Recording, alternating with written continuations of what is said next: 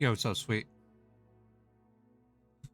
Just waiting to see if people want to come in. Dude, the list is ridiculous. Look at this shit, dude. They have a whole subform dedicated to it, and there's a lot of shit in here. This might be a long time to ramble, so we will see. We're gonna start from the top. I'm excited. Programs, hello. Uh, Winterland's housing lottery. I'm pretty sure this is gonna be just the same as the last one. I think this is probably just gonna be like the house raffle thing, but I'm just gonna go over it just in case you're new or they changed anything. Details listed, red text, represent values, preview expansions. Okay. Once the expansion goes live, date to be set. Players will now have the ability to visit the expansion area. Okay. However, for the first 30 days of the expansion is live, placing houses in the expansion area has severe restrictions requirement. I wonder if they're gonna let caravans come this year like last time. They didn't let caravans in.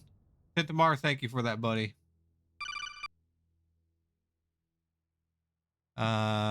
Expanded expansion standard land-based housing. The new expansion region has enough space to accommodate around 3,500 houses of 8x8 size. Damn, dude. I think that the current the last one only had like 1,500. So that's a lot of fucking house spots, dude. Holy shit. But you know, people are gonna be a dick like last time and just like get their whole guild to hoard spots, and then they're gonna secure it, and they're gonna put down like 25 30s 30 by 30s. It's I can already see it's gonna happen. During the first 30 days of the expansion, the following rules are in effect for placing standard land-based houses within the new expansion area. Players should only place houses within the 8x8 basis. Players do not demolish, transfer, or sell any houses in the expansion region. In order to place houses, need a settlement pass. Okay. It doesn't say anything about a caravan, but it says it has to be 8x8. So I'm guessing that means no caravans. I really hope it's fun as well, sweet. I was already looking at some of the stuff, and then I was just like, fuck, I should probably go live and get this recorded. So then if people want to watch it later, they can just watch it. So I'm gonna have this whole thing, whole stream, and then I'm even gonna download the VOD and put it on YouTube. So if someone really wants to get in depth, they can watch it. I don't know how long this is gonna take, but we have a lot of fucking topics. All of these are probably gonna change depending on how shitty the testing is, or the reply to certain things are, so they might get changed. Settlement passes. Players will acquire settlement passes through the settlement lottery. Okay, settlement passes are blessed. They are bound to the specific character. Placing a house in an expansion region consumes the settlement pass. So same as last time.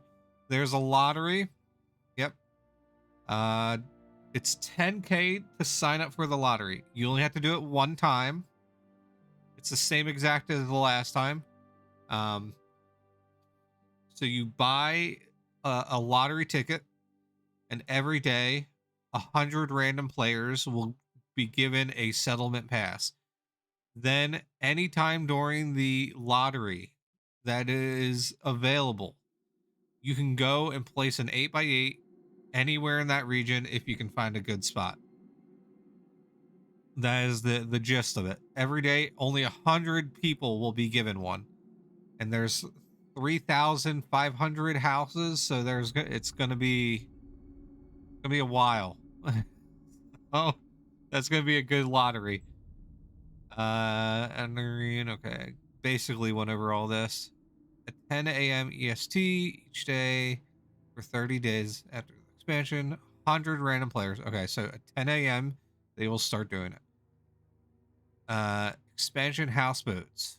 The new expansion region has 163 houseboat locations. God damn.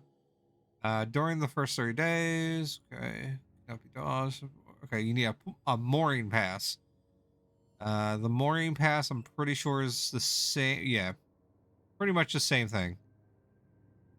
Just on the other side of the fountain. But for a mooring pass, instead of 10K gold, you need 25K doubloons. If you want to join. Every day, 5 random people will get a house or a mooring pass. So then you can get your own houses at random. Hello, Jack. Guys, I might not be replying to chat very much because I do want to upload this on YouTube. So I might keep it to a minimum. We might randomly rant about stuff. I don't know. I don't know how long this is going to take. Entering morning pass lottery. Okay, yeah, 25K doubloons. All right. Resolving the lottery at 10 a.m. Okay, 5 random people. Okay, so it's pretty much the same as last time. 10K to get into the housing lottery for the settlement. Every day, 100 people get chosen at random. You can only place an 8x8 during the time of the lottery. For the housing expansion, it's 25K doubloons, and only 5 people get it every day. That I don't think you are restricted by size.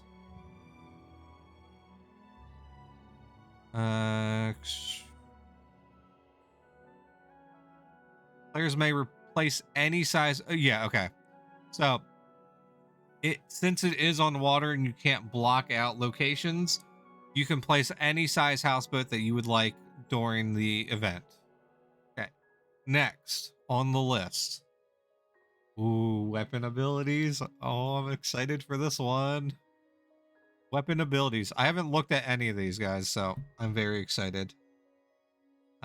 Players are now able to perform weapon abilities against creatures in combats. Each grouping of weapons, swords interrupts. Wait, swords interrupts, sword grinding, sword burst will have their own unique weapon abilities. Players can see what weapon abilities is available to their current equipped weapon in the section at the bottom of the codex. Okay, so we still wait. Is it still 7? Okay, still 7 tiers. Damn. Still 5 finisher tiers. All right, equipped weapon ability. Oh, so it's reserve points. So if we have more, I guess we're going. The Dexter grind is back on, everyone. I already have everything tier 7. So now we gotta get more points and unlock all the weapon abilities. Let's fucking go. I'm gonna do this. Oh, this is exciting. Requirements. In order to perform a weapon ability, players must meet the skill requirements needed to utilize that weapon's related codex, typically 80 plus weapon skill and 80 plus tactics. Players must also have the related codex in their backpack. Easy. Unlocking weapon abilities. Each individual weapon ability for players will be locked, and players must unlock them with upgrade weapon points or upgrade points within the weapon related codex. Players can earn upgrade points for weapon codex by killing creatures using any weapon utilizing that codex skill. Players can click the up arrow next to the points to upgrade at the bottom. Okay. Upgrade it like you do with everything else. Oh, I'm excited. I hope they break down what all the abilities do. Once upgraded, the first lock symbol for the first rank of the weapon ability will be replaced with an orb fill meter. Shop. Better be like an armor ignore hit with a big fucking Swyhander. Weapon ability ranks. Yes, Scrummy, the Dexter grind is coming back. I'm excited. I'm tired of playing a tamer, to be honest, and this is just what I needed, so I'm excited. Weapon ability ranks. Weapon abilities that are unlocked are considered to be rank 1. However, players can spend additional upgrade points in their codexes to further upgrade the ability to a maximum of 3 ranks. Having a higher rank for weapon ability allows the player to achieve more powerful version of the weapon ability at the cost of additional resolution point or resolve points. Okay. Resolve points. In order for a player to perform a weapon ability, they must first accumulate resolve points. Players can accumulate up to a max of 3. Resolve points accumulate automatically for players over time and represent an orb-filled icon. Every 5 seconds, a player will earn 5% of it. Every 5 seconds, a player will earn 5% of resolve point. Whenever a player earns a resolve, they will have a focus skill divided by 100% chance to get additional. Oh god. I guess I'm getting rid of magic resistance. Magic resistance gotta get the fuck out.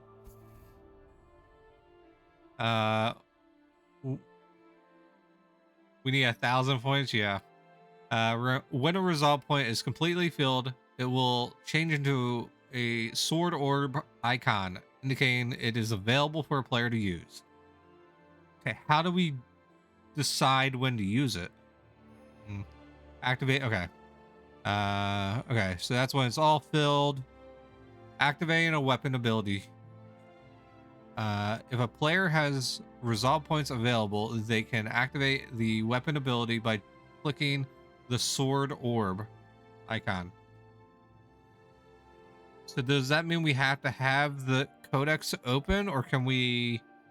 Is it going to be in the codex hotbar as well? If a player has multiple resolve points available and has upgrade the weapon ability beyond rank 1, they can activate a more powerful version of the weapon ability by clicking the other 2 orbs. Clicking sword icon 2 will activate the ability 2. I wonder if you could just spam tier 1, which you'll have 3 of them. And you'll only use 1 at a time. Alternatively, players can use the following command to activate the weapon abilities, different ranks. Ah, okay. There's going to be an ability. I need a drink really quick, guys.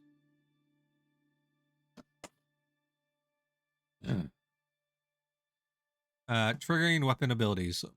Once a player has activated a weapon ability, it will trigger the next successful melee hit, landing on onto a creature.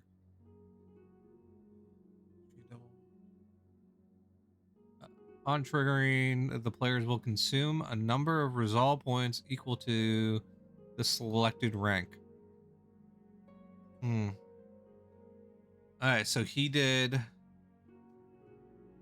All right, so it will be in the Codex hotbar. So it looks like they are reworking the Codex hotbar, because he's using a weapon. He's using a sword, but he's in the archery codex. So it just shows at the bottom what weapon you're currently using, I guess. It's only 656 for tier 3. Ooh. Okay, we gotta see what that ability is, because if it's not just a straight hit, it better have some other side effect. Because I can hit for 656 with a regular hit. Weapon ability cooldowns. Once a player triggers a weapon ability, they must wait must wait for a 30-second cooldown before they may attempt another weapon ability. Damn. Mshu, slow your roll, buddy. We're getting there. We're going down the list. It's gonna be a long night. Look at the list, dude. We have a lot of things to go over. So, weapon ability descriptions. Players can click on the small orbs, see what their weapon ability is. All right, so chop. Damage increased by 50% for the next 20 seconds. Accuracy increased by 10. And dice rolls for damage are resolved at dice rolls? Whoa, what is this? What are these dice rolls that we're talking about? I'm excited. Okay, Codex hotbar. Yeah. We will see. I am curious, sweet. Codex hotbar. Weapon ability buttons are now available in the Codex hotbar. Okay. Just as I said earlier. Okay, yes. So the Codex hotbar will be at the bottom. I wonder if they're gonna tweak any of the stances, because some of them do seem kind of pointless. If a player has a cooldown in place, players can see how much time remains on their cooldown in the Codex hotbar next to the hourglass. Okay. I wonder if we'll be able to link that to a cooldown bar. You can visually see it a lot easier. Weapon ability details. When a weapon ability triggers on melee hit, it will increase the damage of the initial hit by an amount listed in the rank description. Additionally, rank 2 and rank 3 version of the weapon ability has an effect that will apply to the player for subsequent I can't say that fucking word. Subsequent melee hits. Not on the initial hit. For a limited duration, the player will only apply while the player is still wielding a weapon of the specific weapon ability. Players cannot benefit from the katana effect while wielding a halberd. Ooh. Arcane abilities. Ah, so we're doing the arcane stuff with this. Okay. Arcane abilities. Seeking. Usable with all arcane staffs. Rank 1. Damage on initial hit increased by 100. Damage on initial hit for rank 2 increased by 100. For the next 20 seconds, accuracy increased by 20% and attack melee speed by 10. Rank 3. Damage increased for the initial hit by 100. For the next 30 seconds, you get 30% accuracy and 15% attack speed. That's pretty dope. Also, the staffs look amazing. I think I like the spear one the best. Number 4, it just looks like a spear, and I'm fucking down for that. Archery abilities. Ooh, skirmish. Usable with bows, recurve bow, hunting bow. Meadow, we're only on tab number 2. We already went over the housing lottery. We're doing weapon abilities. We have the rest of this, and we're gonna go the whole. We're going through all of it, and then I'm gonna upload it on YouTube. There's a straight. I know, sweet. Okay. Rank 1, initial hit gets 100%. Okay. Rank 2, for the next 20 seconds, damage increased by 20%. Can fire while you can fire while moving. Oh, rank 3, increase your for the next 30 seconds, 30% damage increase. Can fire while moving. That's hype. That's gonna be really good. I'm excited for that. Repeater, usable with a crossbow and arbalist. The damage on the initial hit after rank 1, 75%. 75% for all 3 ranks. For the next 20 to 30 seconds, attack speed is increased by 20 to 30%, but 10% chance to hit will convert into misses. Wait, what?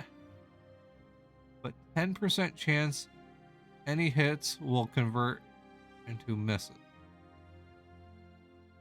I don't get it. But sure.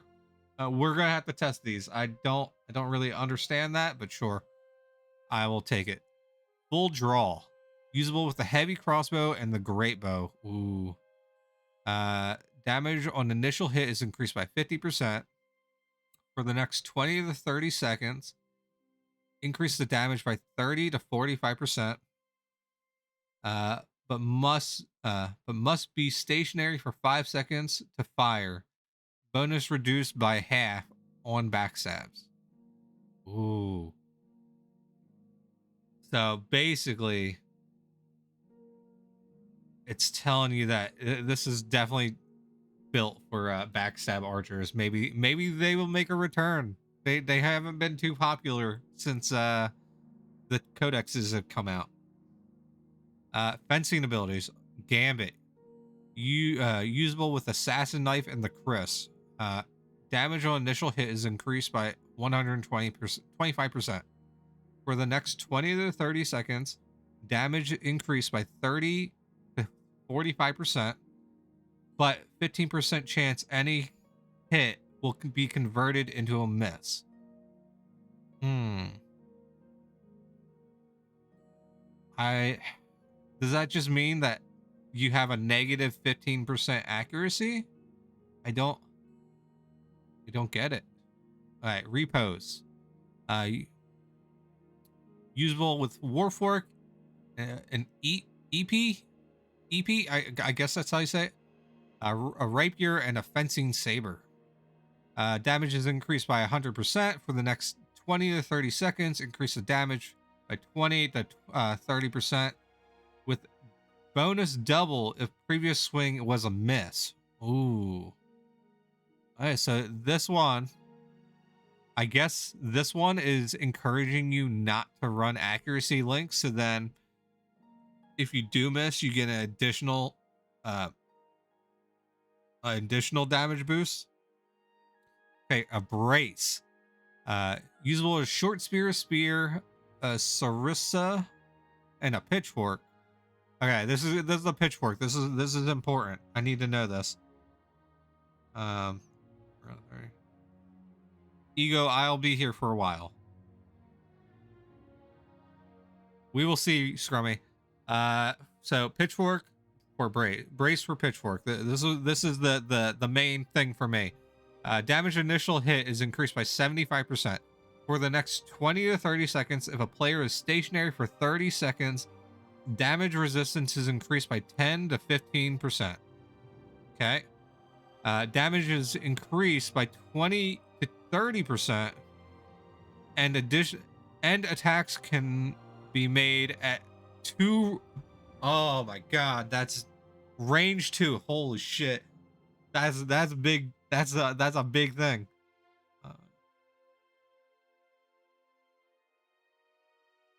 That's big.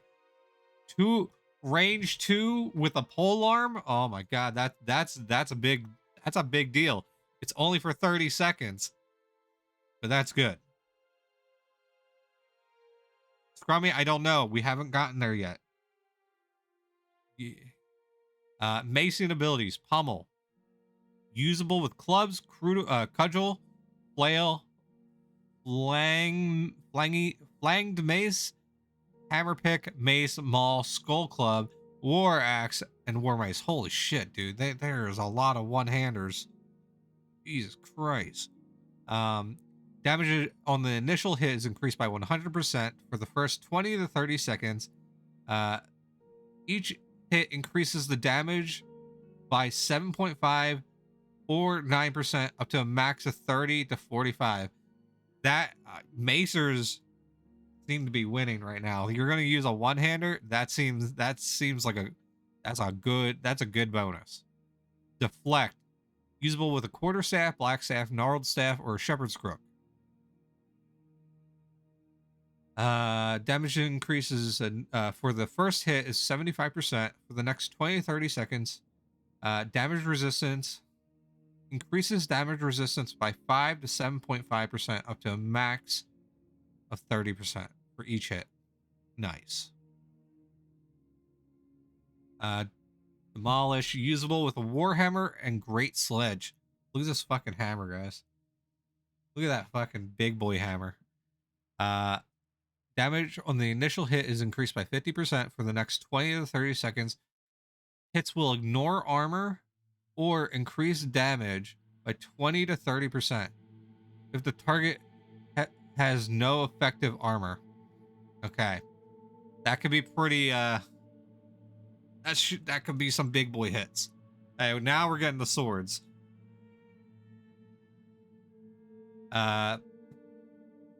Sharpen. Usable with a broadsword, cutlass, katana, longsword, Nor's axe, scimitar, or Viking sword. The initial damage, the damage on the initial hit is 100, is increased by 100. For the next 20 to 30 seconds, accuracy is increased by 10 to 15%, and weapon special chance is increased by 20 to 30%. God damn. That's gonna be crazy. That's gonna be real good. If you run weapon special links and you're like a water aspect dexer and you use tier 3, you have like a 70% chance to get a bleed on hit for 30 seconds. Okay, I like that. I'm down for that. The Q, usable with axe, battle axe, double axe, executioner axe, large battle axe, and two-handed axe. The initial hit is increased by 75% damage. For the next 20 to 30 seconds, you have for the next 20 to 30 seconds, attacks have a 20 to 30% chance to inflict 100% bonus damage. Damn.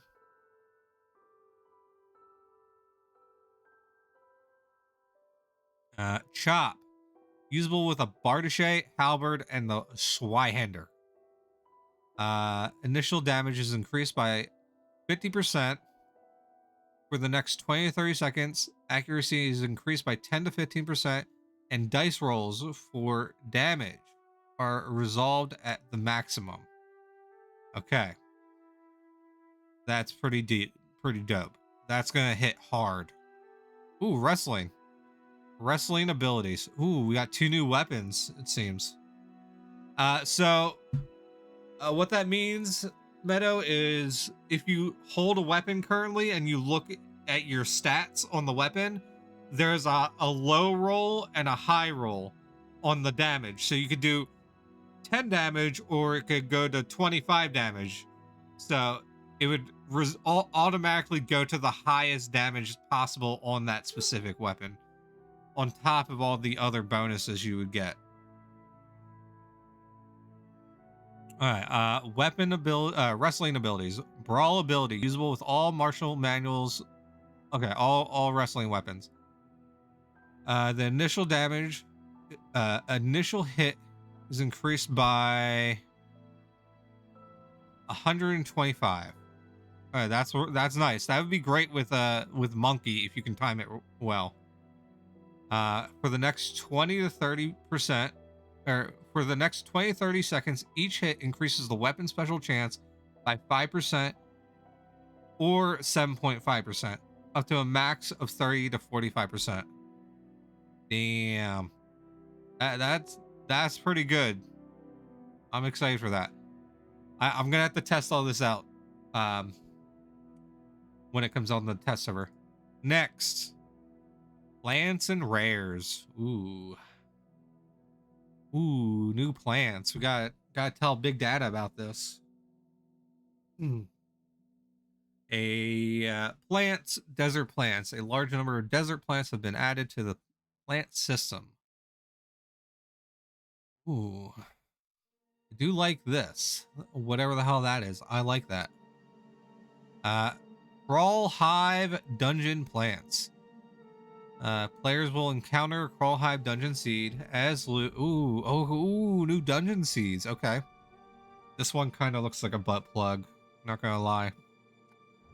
I do like that. Time dungeon plants. It's the third. Yes, basically is basically a fly trap. VS fly trap. Time dungeon plants. Players will be able to purchase the time dungeon seeds by spending infinity coins at the infinity market in the last colony within the time dungeon. Note, time dungeon seeds will not drop as loot. Damn. You got like a crystal plant. That like a heart. That's pretty fucking dope. All right, dungeon antiquities. 12 new dungeon antiquities will have been added to the antiquity system. A giant geode. Nice. A rock. What a rare thing. New dungeon antiquities. And they're animated. Okay, you got some goat skull spitting out blood. Some frozen centipede looking thing. I don't know what this is. You got a dead tree. You got an Ankh with some lightning. You got a hoop from like Quidditch that's on fire. This cool ass chest. I hope you could actually put stuff in it. You got a man in the tortured hanging cage. Dragon skull. A sarcophagus. A giant fucking. What is it? Hourglass. Is that like a larva in a sack? And then a giant geode. Nice. Very cool. Okay, that one wasn't very long. Ooh, okay. Housing. Ooh, are we getting new houses? New house types. A variety of new jungle-themed houses are now available for sale. Primitive stilted bungalow. Ooh.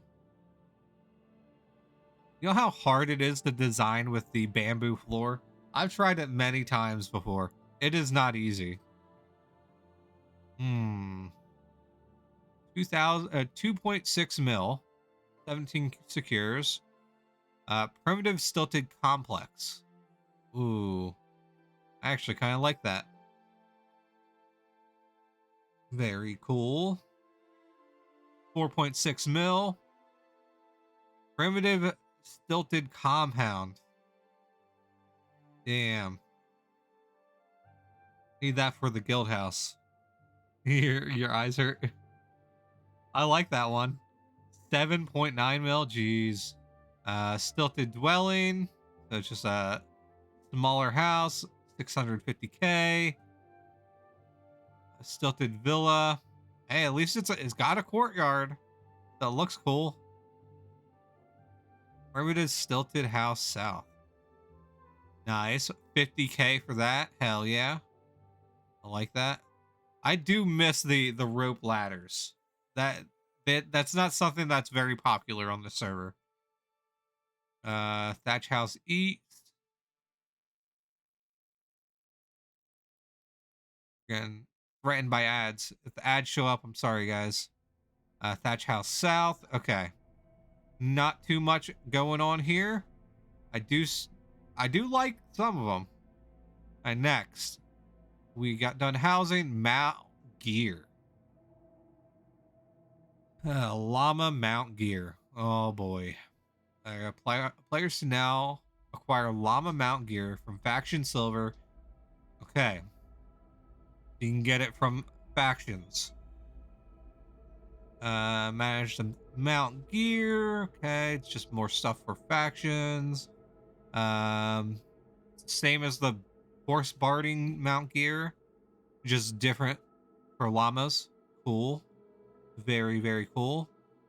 Purchasing llama mount gear. Players can only purchase llama mount gear using faction silver. Huh. Damn. That's a lot of silver. Loadouts. Oh, you can now assign names to loadouts, so you can have different setups as you want. New mount gear items. Horse packed saddle. Hmm. Llama packed saddle. Does that actually hold anything? A woven blanket for a saddle. Multiple mount gear layers. Multiple mount gear items on layer. May have multiple mount gears on layer. Okay. Interesting. Saddle layers. Players can add additional mount gear dies. Saddle layer. Okay. Returning shimmer mount gear dies. Oh, so they are gonna bring back some shimmer mount dies. Because the saddle layer will now adopt the mount gear die. We'll make all previous issued mount gear dies purchasable again for limited duration. Okay. So if you guys are rich and you want to mount special mount gears, they're only gonna be on for limited time. Okay, next. The expansion for Prev Merchant. A number of new items have been made available for purchase on the Prev Merchant.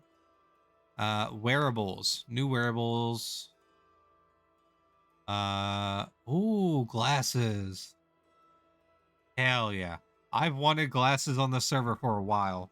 I'm excited about that. Hopefully they actually look good. Hello, Rizzle. Glasses. Okay, here you go. Black rim glasses. Gold rim glasses. Wireframe. Short rope belt. For all the peasants out there, you get some rope belts. Long rope belt. Even more peasant. Traveler's candle. Oh my god, yes. That's exactly what I wanted. It's a blessed Q0 candle that you can carry. Let's go. I don't know why they didn't do this during the event that it was being held on. Pool table and accessories. Oh shit, yes. Players can now purchase a pool table add-on, 20 prep coins, and pool table accessories. Most of these items can be dyed. I'm getting one for my house. If the guild wants one, they can buy it with the guild money. Hell yeah. But can you play pool? I doubt it. Rack pool tables. Very cool. I like that. Lustrous. Rare hues. Players will now encounter a new collection of illustrious hues that will occur as extremely rare drops alongside our existing metallic dark powder rare hues. Ooh. Extremely rare. I bet these fuckers are going to sell for a lot. So we have luscious lavender. Lustrous lavender. I'm probably saying that word wrong. Carmine. Seagrass. Grass. Bottle glass. I like the magic. Magic. Dream. Okay. Ekru, is that how you say that? I can't. I'm stupid. Chartreuse, yellow hue, caramel, steel, slime, flesh. Ooh. Think you're gonna sell your powder, Iris? You want that You want that flesh hue? I always knew you were a freak, sweet. Opal. I bet this one is gonna sell like crazy. These two, flesh and opal, I can almost guarantee that's gonna be. Those are the big ones. And then there's ash, which is just dirty cavernam. Okay. Okay. Very cool. All right, next, bosses. Ooh, they're updating bosses. Bosses and high-end content. We have moderately increased the overall difficulty level of most of our boss level and high-end content a moderate degree, as they are intended to be group required. Yes, make things harder so it requires a group. Don't let people solo level 4 of a dungeon. That's great news. Some bosses and high-end creatures may have their abilities adjusted. Lore bosses have all new abilities. Ooh, nice. Guild dungeon progress. Summon bosses are going up even more. Jeez, cost. Each time a guild summons a mini boss or a boss for a specific dungeon, the amount of gold progress needed to summon that same creature again during that same week will increase by 50%. Oh, yes. Yes. This is a Zerg guild nerf. This is what we needed. Get screwed, Zerg guilds. The little guys are going to be catching up. You guys are screwed. Let's go. I like that. That's a good one. I like that. Wilderness bosses. Oh shit. Wilderness bosses. Oh, this just happens to be right outside my doorstep. Okay, let's see how this goes. There is now a wilderness mini boss, Oblivion Death Mage. God damn, that's metal. And a wilderness boss, the Stygian Gowler. Dude. Yes. Yes, I actually have a purpose to farm Undermountain again. Mini boss rares.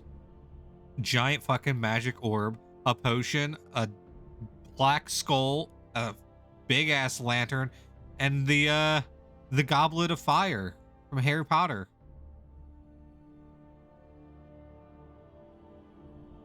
Stygian Gowler. I want to keep calling it the Stygian Gobbler. Damn. That's a beefy boy. Hey, you know it's going to be so much fun with this? This is at the Chaos Shrine, which is right near my house. So then it's just going to be swarming the area with reds. But also, since it's overworld, people have 100%, 100 tracking, or 100 tracking tiles. So while your guild's doing this, there's not much you can do about it. People are going to find your shit and come attack it. Boss rares. You got a door? Wow.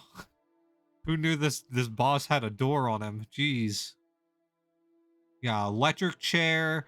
You got a what the fuck is it? A mallet? No, I can't think of it.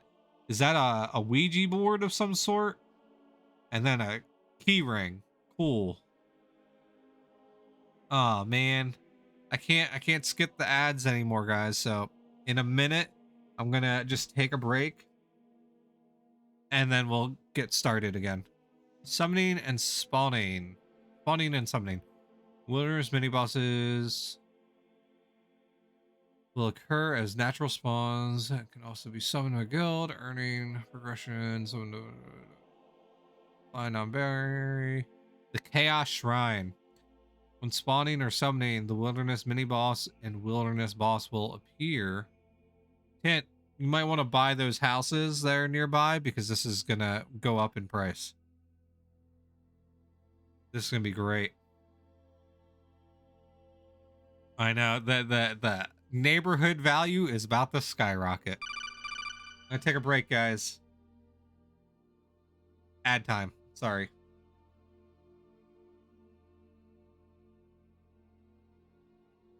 Yeah, data. So they're doing wilderness bosses now, data. I can't watch. You can't watch it? Oh my god. You fuck. Being a dad on a Friday.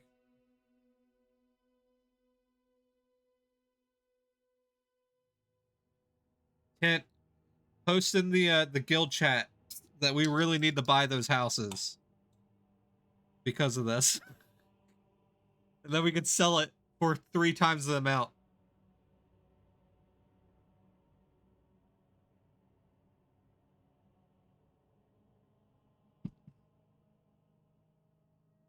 Okay.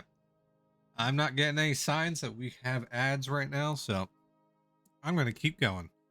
Travel. Oh, never mind. There you go.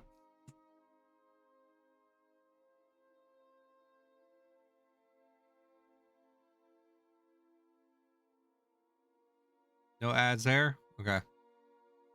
Travel restrictions. Recall, gate, and hiking is not allowed at the Chaos Shrine in the large central area. Nice. And players may recall, gate, and hike into the outside platforms.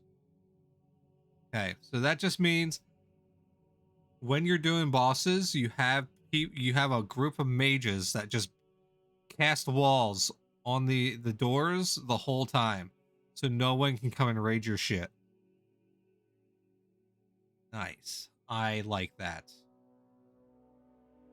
Big brain. Craw's Hive Dungeon. Let's go. Crawl? Crawl? I don't know how to say that. The Craw Hive is a new dungeon spanning 3 levels and featuring a variety of jungle-themed creatures to fight and tame. Okay, so just Darkmire to 2.0. Is intended to be fairly difficult and provide a challenge for advanced players, similar to Shadowspire. Okay, so it's going to be Darkmire, but even harder. Okay, let's do this. I'm down for that. The entrance, you got some Temple of the Lost Ark Doom bullshit. Damn, that looks fancy. Okay, so I guess you're coming in here. I guess, I don't know. Ooh, I'm excited. I love new dungeons. Here's the entrance to level 2, I'm guessing. Dude, they better bring back that too many hallways. This is gonna be great for like backstabbers, I can guarantee. Because look at all the 45 or 90-degree corners to cut off lines of sight. This is gonna be great. They need, in my opinion, they need to bring back the old floor traps that were in OSI. So then, like as you're just randomly running around, you could like run into a a flame strike pillar that just falls out of the ground. Just random shit like that. They need that shit back. Okay, level 1. Okay, level 2. This right here is gonna be a death trap. One way in. That's definitely a death trap right there. I'm just picturing like the Udiogs, but on crack in this dungeon. It's gonna be great. Can't wait. Okay, then I'm guessing this down here is level 3. Same with over here, maybe? Or he died 100 times here. And this is a lot of mushrooms and green puddles. This does not look healthy for you. Oh, giant locust, gross. All right, so we got giant locust, we got a glowworm, Milady, Tips Fedora, Milady, blight spot. I can guarantee the glowworm is going to be attainable. The locust, maybe. If the locust is attainable, that's gonna be dope. Ooh. Hey, what's up, Bonger? A corrosive hive larva. Gross. Corrosive hive dome. A hive fly. Ugh, these do not look fun. I bet this is gonna be a lot of fucking poison. I can almost guarantee it. Silt sifter hive warrior, a hive stinger, a savage primordial. Okay, that's definitely gonna be attainable. That's gonna be like a 3-slot primordial. I can guarantee it. A chamomile. Nice. Giant hive mind. A swamp beetle. Oh, please let us ride beetles. Please let us ride the beetles. A colossal crystal beetle. That's definitely gonna be attainable. Oh, the boogiog. The bogiog. Oh no, I called it. I said there was gonna be an Udiog. God damn it. The Bogiog. That's not cool. Oh. Ooh. Hello. Hello, handsome. A Shadow Prowler. If that's a backstabbing pet, I'm all game. I'm gonna tame one of those. It better obliterate things. Holy shit, that is a giant spider. Okay. A Gargantua spider. That's terrifying. A spell-touched hive warden. Goddamn. And a hive warrior. This does not sound like a fun corner to be in. Insect breeds. Oh god. If you guys don't like bugs, this is definitely not the dungeon for you. While there are wide varieties of creatures inside the dungeon, certain insect type creatures within the dungeons will spawn in specific breeds. Each breed adopts a similar harmful effect or combat style that employs against their prey. Corrosive insects applies a grievous wound to a target, that temporarily reducing their damage resistance. That sounds terrible against a Dexter. This is gonna suck. Corrosive bugs, go fuck yourself. Foul glow. Insects can apply a festering wound to a target, inflicting their reducing the amount that they heal. Oh my god. Yeah, that's fucked. That this is not Dexter friendly. These two bug breeds are not Dexter friendly. Silt sifter. Insects will frequently kick up a dust cloud that provides an additional damage resistance while active. All right, that one's handable. You can deal with that one. That's not too bad. Spell touched. Spell touched insects use a combination of physical attacks and spellcasting to attack targets. All right, that's not that bad. And then the Craw Hive Mother, the mini boss. That is disgusting. Each time the Hive Mother spawns, it will randomly adopt one of the 4 breeds. Oh my god. So it's gonna... Oh god, it's 4 different mini bosses in one. Oh my god, that's gonna be so bad. A good thing we're in a good alliance, dude. Holy shit, this is gonna suck ass.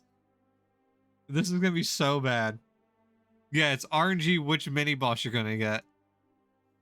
Um, Mini boss rares. You just get a bunch of fucking larva eggs. Gross. That's gross. I don't like that. This one right here looks like the egg where the face hugger comes out of. Not a fan of it. The Craw Hydra. Great. Nice. That's gonna be. I can't wait to fight that. That's gonna be so much fun. Boss rares are as followed. Giant green ball sacks. Nice. Ooh, they got a done. Oh, data, you missed it. We'll go over it really quickly since you are here. Okay, where is it? We got new plants. New plants for big data. New plants.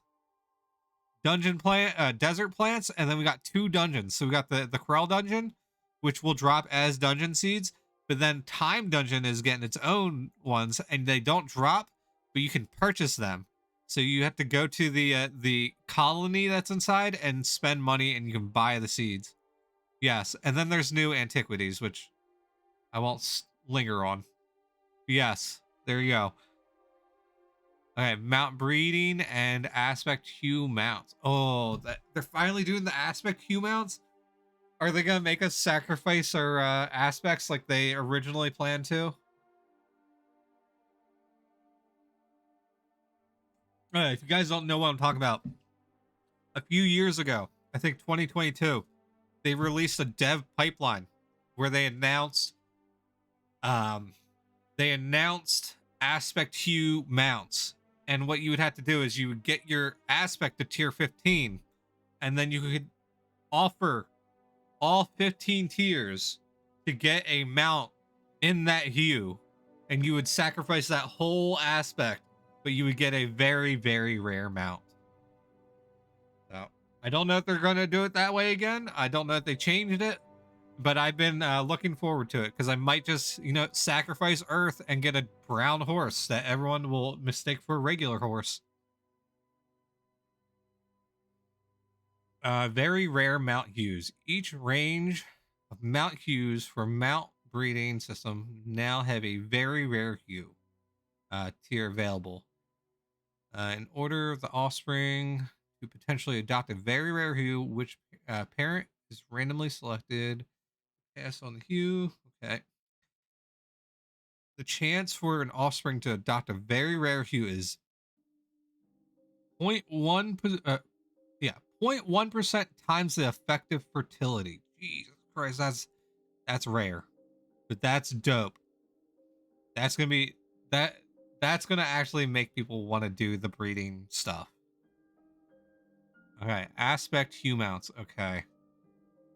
Players should now attempt to breed an aspect hued mount through the mount breeding system. In order to create an aspect hue mount, players will now will need to add aspect pigment charges to the feeding trough. How do you do that? Okay, players can add aspect hued pigment charges to the feeding trough by contributing aspect items. Spores, extracts, distills, phylacteries. Oh, thank God, phylacteries. We have so many phylacteries at the guild house. When a successful mount breeding occurs, if there is an aspect pigment charge present in the feeding trough, there will be a very small chance, scaled by the number of charges, that the resulting creature will adopt a particular aspect hue. Damn, so that basically means very, very low, very, very low chance. Okay. Well, I bet you someone's going to be, trying to sell a harvest aspect llama for $10 million. I can guarantee it. Aspect pigment and aspect pigment charges. Players can add aspect pigment charges to the feeding trough by clicking the add aspect item button. Here's the feeding trough, the backpack, uh, consumes all that stuff. Okay. I wonder if they give different different amounts of charges per item. Maybe. Adding an aspect item to the feeding trough will consume the item targeted. The number of charges added will vary based on the type. Okay, yes. Will vary based on the type of aspect item contributed. The number of item pigments charged currently is held inside the feeding trough. Okay, very cool. Damn, dude. All right, so you only get one charge from a phylactery, but two from the rest. Okay, very nice. Hey, now you can actually sell phylacteries and people will probably buy them. I don't know how many people are going to want to do this, but phylacteries will have some type of monetary value now. Aspect pigment restrictions. Players can only have a single type of aspect present in the feeding trough. You can't mix. Okay. Feeding troughs can only hold up to a max of 6 aspect pigment charges. Players cannot manually remove aspect pigments. Okay. Breeding results. When a mount breeding is complete and a new child mount created, if there are any aspect pigment charges in the feeding trough, there will be a very small chance, scale based on the number that the creature will adopt the aspect hue. Okay. Regardless of the hue result, the aspect pigment charge of the feeding trough will be reset to 0. Okay. So even if you fail or you don't fail, all the aspect stuff will be just thrown out. The child mount does adopt an aspect hue. Its fertility will be set to 0. And we'll make it okay. Damn. That was a question I was gonna have. If you have two of them, could you breed them together and constantly make them? That's a good thing that they made it that way. Damn. Is that a what pigment is that? Is that an Eldridge Frenzied Ostrich? Dude. Oh my god, imagine being that Giga Chad that does like a Frenzied Ostrich tamer build and all of them are like death aspect hue. Oh my god, that'd be such a Giga Chad build.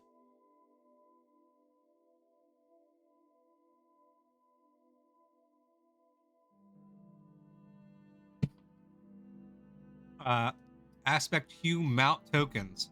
Okay. Players can create mount tokens for aspected hues using the mount token creation kit. Okay. Damn, that's dope. Okay. That's pretty dope. I might have to get into mount breeding, guys. I might have to get a third house specifically for mount breeding. Mount breeding antiquities. Ooh. Players can now encounter mount breeding antiquities. Each time a player delivers or deletes a mount offspring from the feeding trough, there will be a very, very low chance the player will discover a mount breeding antiquity. That is dope. That's pretty fucking sick. The chance of a mount breeding antiquity occur will scale with the hue rarity of the offspring. The higher the rarity of hues, the greater the chance. Oh my god, dude, that's so dope.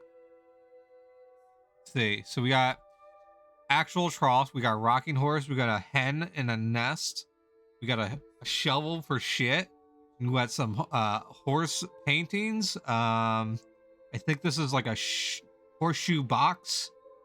I don't know what that is, but it looks very phallic. We got some haystacks. Very cool. We got saddle mounts. Some what are these called? Wind vanes. More saddles. Are you Meadow? It looks very phallic. You can tell. I want the house sign. That house sign is dope. And then you got a wagon full of shit. If I ever get this wagon full of shit, I am locking it down in front of someone's door so they can't get out. Just to fuck with them. Because I've been leaving orc shit on people's doorsteps randomly. We'll have to get one of those. Okay. Next. Magic item value, wardrobe, crab trunk, and convenience items. Okay. I like this.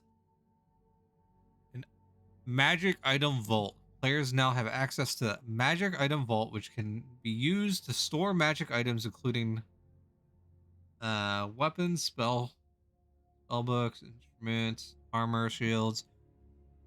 Players can purchase the magic item vault from dude.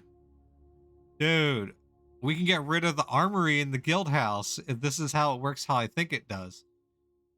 That's gonna be fucking sick.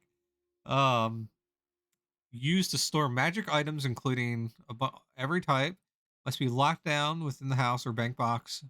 Can be dyed with furniture dye. Can be dyed with furniture dye. Okay, yes. That is a big fucking thing, but I mean, it makes sense. If you're gonna store like 500 shields in it, makes sense. Accessing the magic item vaults.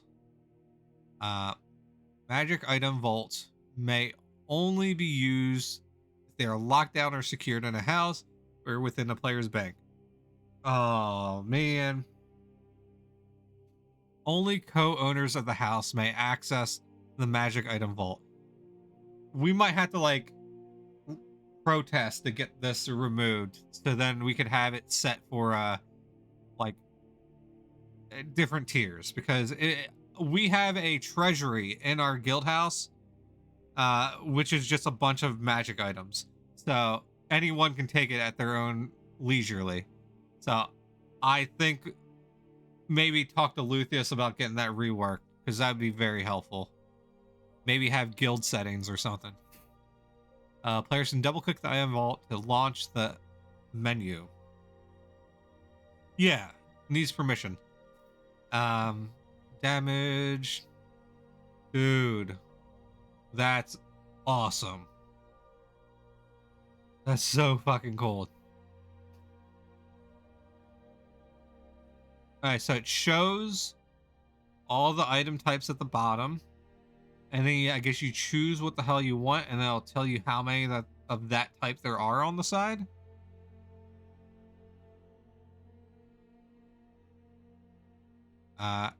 Adding items in the magic vault. Players can add items.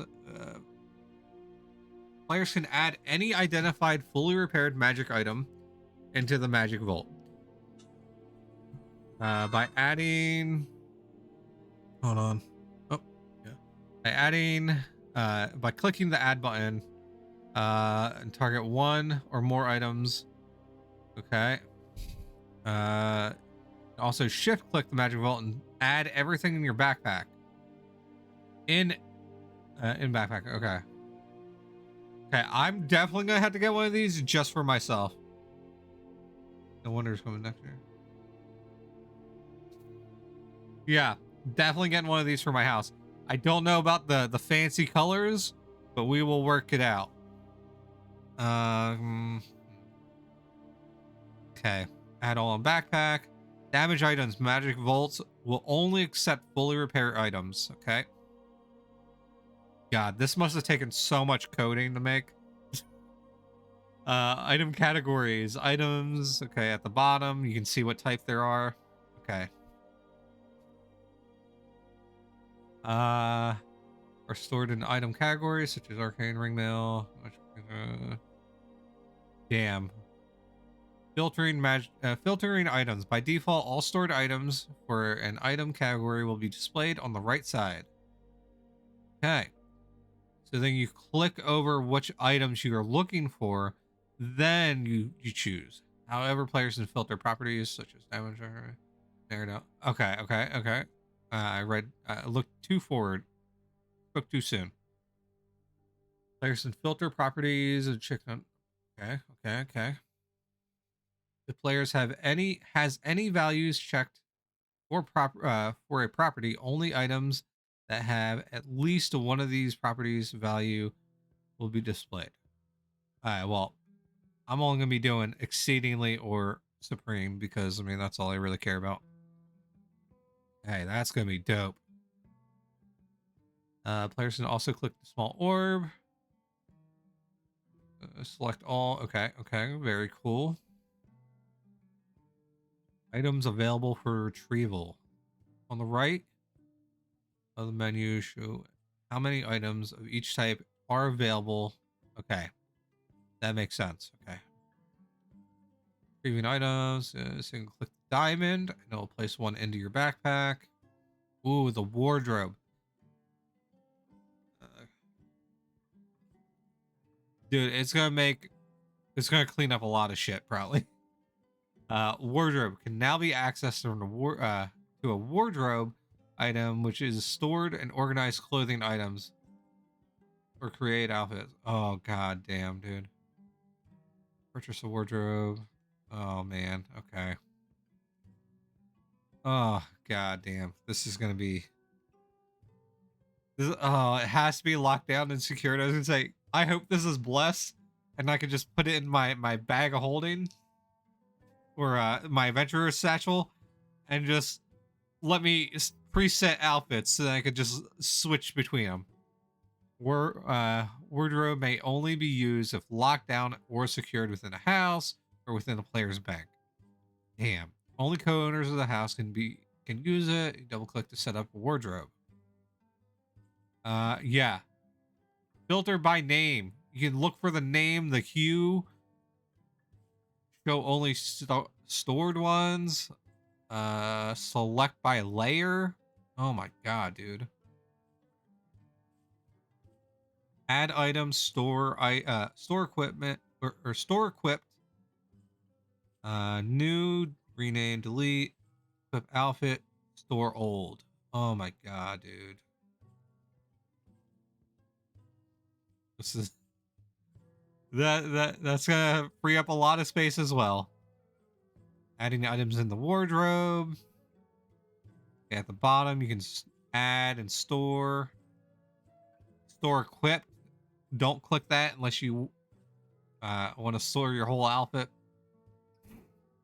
Oh man. Damaged items wardrobe will only. How do you? Wait, does it accept armor as well? I guess so. It takes headdresses and stuff. Okay. So make sure your shit is repaired before you put it in.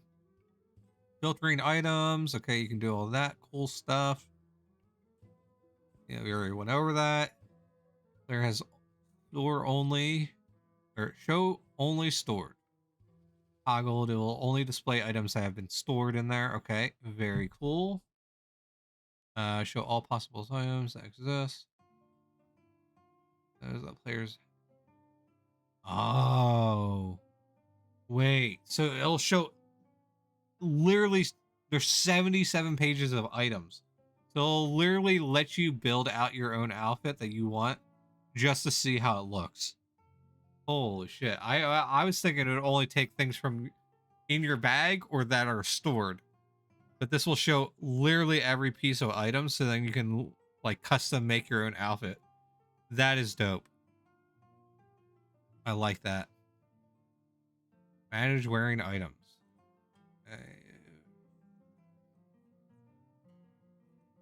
That's big brain, dude. I don't know how long it took Luthieus to make this, but I'm proud. Players can create collections of clothing known as outfits inside the wardrobe. Players have up to 25 outfits stored. Jeez. Players can create, rename, or delete outfits. Okay. Deleting outfit will not delete the item from the... Okay. Good. That's fucking sweet. Players can add a clothing item to the outfit by clicking add item. Okay.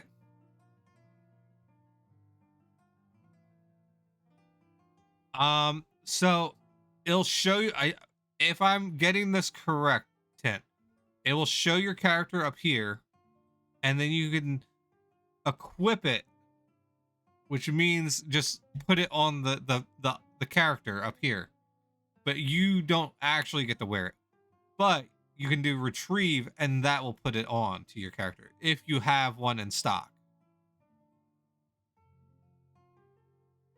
I don't know. Items currently selected. Okay. Players can click the large diamond next to the paper doll to remove. Okay, remove it from the outfit. Players can click the checkbox, enable or disable, and display in paper doll preview. Okay. I don't know if you have to actually have it or not. Players can equip all items in an outfit by clicking equipped item button. Players can equip all items in an outfit by clicking an equipped outfit. If the items are available. Yeah. So if you click the show only stored, that will only show you the stuff that you have, and then you can make an outfit from the stuff that you have. But if you don't have that checked, then it'll show 77 pages of just random shit of everything, so you can try and make an outfit off of that. I'm guessing. The Prevalian Trunk. Ooh. Players now have access to Prevalian Trunk to be used to store and organize decorative items. God damn. Okay. Decorative items. That's gonna be nice. So basically, it's a hoarder's dream. That is a data. I'm gonna put it on YouTube, so don't feel like you need to be here. Yeah, Prevalia Trunk. So it's a hoarder's dream for a decorator because it'll store your decoration items. Hell yeah. Access the Prevalia Trunk. You can double click it. All right, same as early's. You can double click. Why the fuck does why does he have 500 burning logs? Jesus Christ. I know it's just an example. Come on, Luthiesh. Why you need 13 candlesticks for, huh? Adding items into the okay, same as the other one. You can pull everything else. Okay, you can just search for items as well. Dude, that's sick. Manage them. You can cycle through the hues. All arrow. Different storage hued versions of the item. Okay, cool. You can cycle through the hues. They'll show you what hue it is if you have that set, and then you look at that. Very cool. God, this must have taken so long. I am shocked. That is so cool. I like that. Storage locker. Nah. Goddamn. All right. Storage lockers now have a unique graphic. Storage lockers. Oh, the things that go in your bank. Okay. Oh, yes. I remember. It's basically a storage shelf, but that goes in your bank. Okay. A repair rack. Players can now craft repair racks with a blacksmith skill. Under utility items, repair racks have the same mechanics as a repair bench. However, they cost less. However, they cost less resources to craft and can only be used inside. So it's a repair bench inside of the bank. That's cool.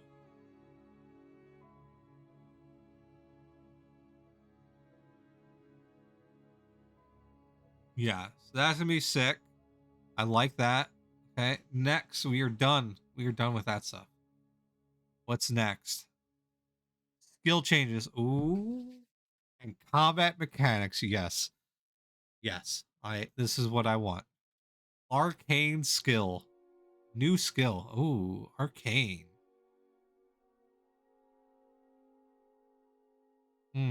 Arcane skill is a new skill available to players. It's covered in depth in the link below. Is it down here? Okay. Yeah, it's down here. We'll get to that more in detail after later. Um, focus skill. Wait. Okay. That's covered. Focus skill. Focus skill is a new skill available to players that can be raised up to 100. A player's max swing speed cap is increased by 15%. 15% times the focus skill. So, nice. That's nice. I can get rid of some swing speed links just for that. A player's max mana refund chance cap is increased by 15% as well.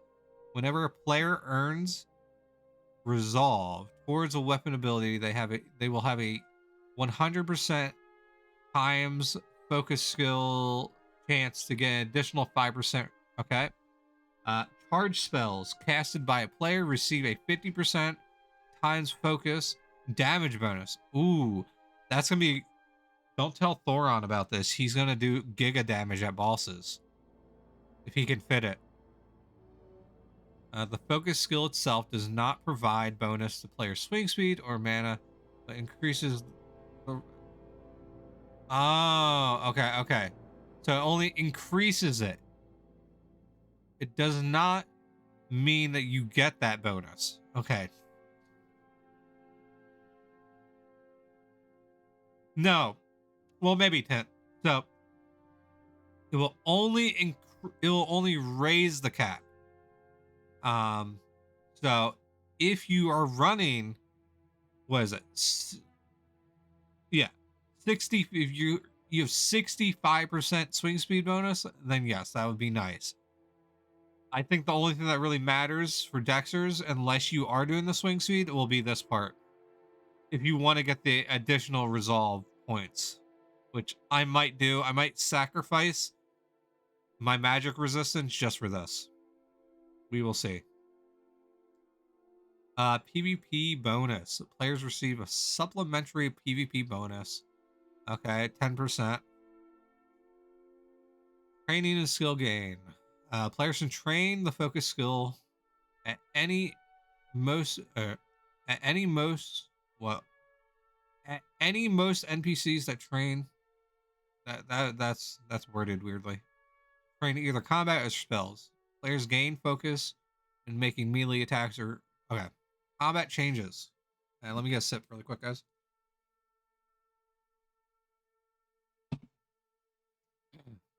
Combat changes.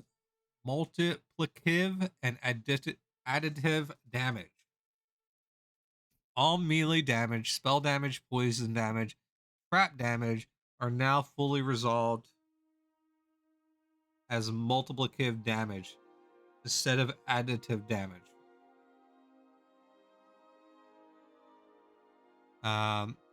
Multiplicative damage bonuses mean each damage bonus is multiplied by each other rather than being added together. As a result, most players will experience a minor increase to melee and spell damage during PvP, and a substantial increase to melee and spell damage against creatures, with pure templates for Dexers and spell damage seeing even greater. Ooh. Okay, I like this.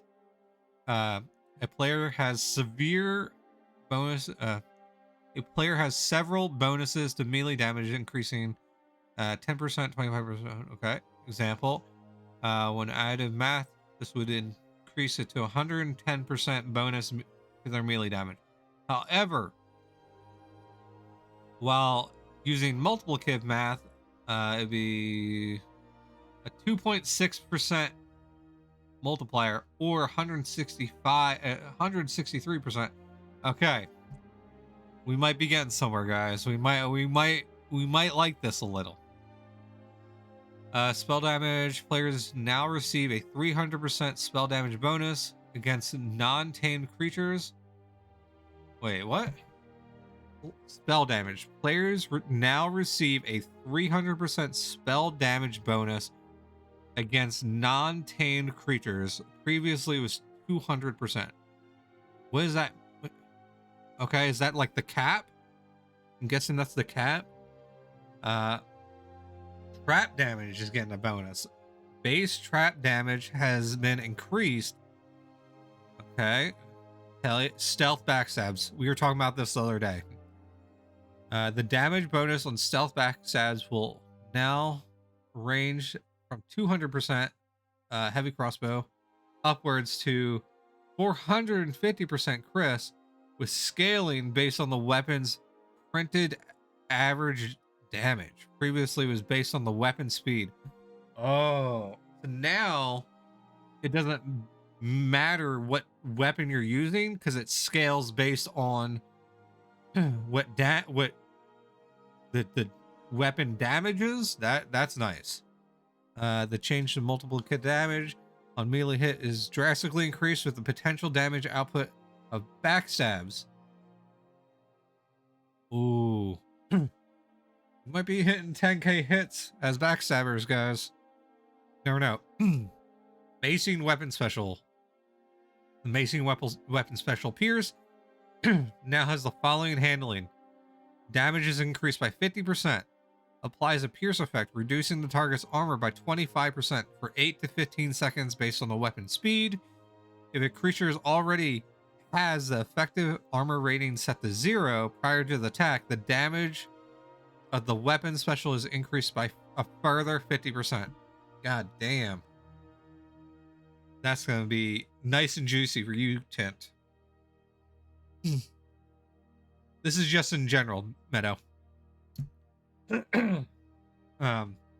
Weapon finishers now have a chance of finisher rank times 2% to occur on melee hits when a creature is below 33% HP. Non-boss.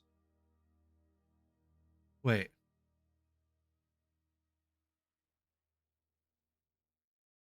Weapon finishers now have a chance of a finisher rank. So it'd be 14%, I guess, at tier 7 or tier 4. No, 10% at tier 5 to occur on melee hit. So they lowered the chant. I'm confused. I'm very confused. The chance of the weapon finisher to occur will be further scaled from 200% damage downward to 0% printed weapon speed.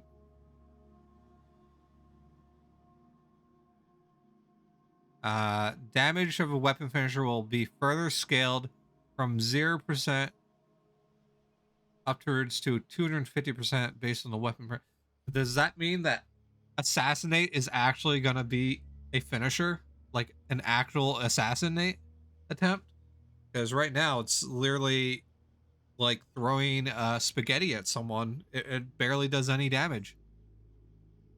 Okay. Swing speed max cap and mana refund cap. So yeah, players can now view what their max swing speed bonus is and max mana refund. Can never increase the max cap beyond 80. The hard cap is 80. Dude, oh my god, could you imagine have 80% swing speed bonus on like a heavy crossbow? That would be stupid. That would be so fast. Holy shit. Sounds okay. Very interesting. Cooking. Okay. Cooking. Food satisfaction bonus. Satisfaction bonus receives a food from food will now use whichever skill is higher between the player's cooking skill and taste ID. Okay. So if you're doing delectable food, okay, so that you just get the bonuses. Food consumption, Players will no longer have a fill factor limited to how much they can eat. Players will now be able to consume a food item up to once every 60 seconds. Wait, what?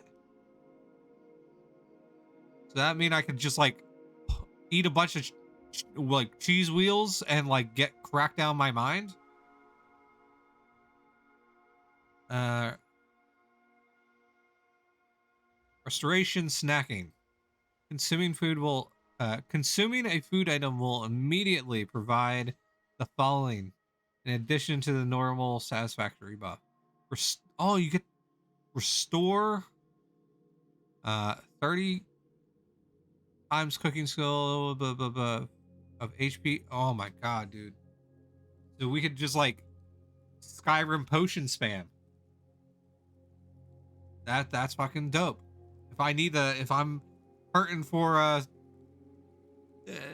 some mana, I just down a fucking cheese wheel during a boss fight. Food quality bonuses different from the follow. So 50%. So 20. Wait. So 30%. I don't have any of those. So it'll just be 30 healing times. What would that be? Like 50. Would that be 50 healing? I don't know, dude. Restriction amount consumed. Okay. Item identification no longer provides any bonuses to wands. Now increases the bonuses derived to the magic properties of the magic items, including any weapons. Okay. Bonuses received from the skill will only apply against creatures. Okay. Weapons. Increases the bonus from the accuracy of magic weapon or accuracy magical properties. Oh, so there's actually a use for item ID now. You can increase your accuracy damage and like damage with slayers. Very interesting. Armor and shields increases the bonus of the protection of magical properties by 100% times. Damn. Okay. I doubt it, Meadow. Magic spellbooks increases the potency, the damage, and the slayer damage. Interesting. And instruments. You can effectively just play a food. You can play a chef bard that is really good at IDing weapons. Increases the bonuses from the artistry and the slayer bonus. Nice. Players will have a 15, the 21% accuracy bonus, weapon factors. Damn. That's pretty spicy. Slayer wands. Ooh. Wait, Slayer wands will no longer be able to be used by players. The wands will no longer drop. Oh. So they're getting you can't use them anymore. Now's the time to buy up Slayer wands and save them because they will become collectibles. Players will no longer they will no longer drop as loot. Players will be able to exchange wands at the prep merchant for randomized arcane runes. Wow. That's special. What's easier for a PK? Kill Dexter? I don't know, Tent. Does the Dexter have alchemy as well? Because I mean, you're chugging like Mountain Dew and making like pizza rolls on in mid fight. You're gonna be a cracked out Dexter, dude. All right, tailoring. Tailoring crafted weapons such as the fist blades will receive a 25% times a damage bonus for wrestling. Hell yeah, dude. That would be dope. That's dope. I want to see someone do a fire aspect Tailoring Wrestler. They're going to get massive reflex bonuses and damage bonuses to their weapons as a wrestler. Parrying. Ooh. Are they changing parrying? The taunt mechanic will no longer have a targeting cursor. If a player fails the fails their taunt attempt, they must wait 5 seconds in order to attempt another. If a player successfully succeeds their taunt attempt, they will have the taunt effect active for 15 seconds. While a player has the taunt effect active, they will generate a large amount of aggro towards all creatures that normally would consider the player. Okay.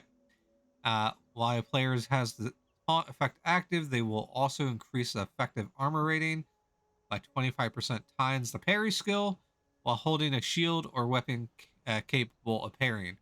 That's nice. Ooh, Shiv's getting a buff. Maybe. Crossing my fingers. The abilities for Shiv have been updated as followed.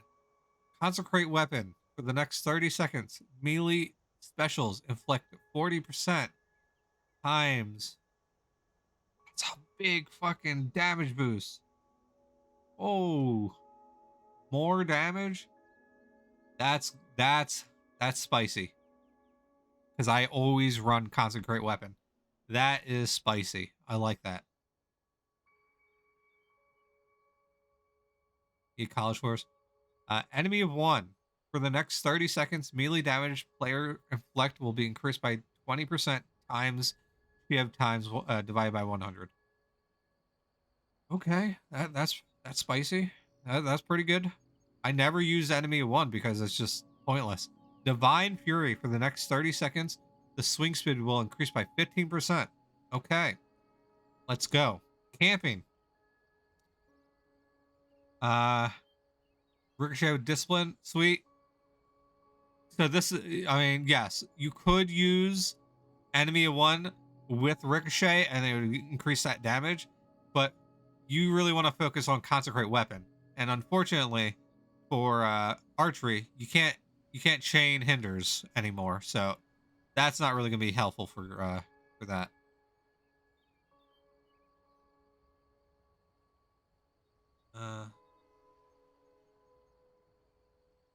Yes, they no longer require the aggro from the mob. I like that. Camping. Most dungeon entries in the LS will now feature 2 hiking options: hike inside, hike outside. Yes, nice. Thank God. That is a nice feature. I don't know how many people are actually hiking in the dungeons, but that's a nice feature. Cartography. The Explorers Pack. Ooh, fancy. Players can now craft Explorer Packs with carpentry or cartography skill under the utility items. Explorer packs are stackable and crafted with increments of 10. What does this do? Exploration actions. Players double click the exploration actions in their backpack to begin exploration action. If the player is stationary for 5 seconds, the player will consume one of the packs. Apply an exploration effect on the player. The exploration pack lasts for 60 seconds and persists through death. Okay, what is this? What is this? Players will see. You now feel familiar with this area. Players will see. You now feel familiar with this area message on completing the exploration. Alright.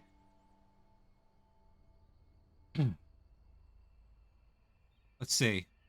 The exploration effect. While players have the exploration effect in place, they will receive the following. Players will receive a damage bonus of 40% times their cartography skill divided by 100 against creatures during exploration activities. Okay. that explains down there. Players will receive a damage resistance bonus of 10 during okay. Exploration activities include the following: being on a boat, being in an archaeology expedition region, engaging in combat with creatures. Ooh, that's nice. That'll be nice for people that actually do team mapping. Engaging in combat with creatures spawned from a treasure map chest or a trade caravan. That's pretty handy. Players do not have to stay in the okay. PvP. You'll get a damage bonus. Okay. Need another drink, guys. God, there's a lot of shit. There's a lot of shit in this expansion. I'm excited.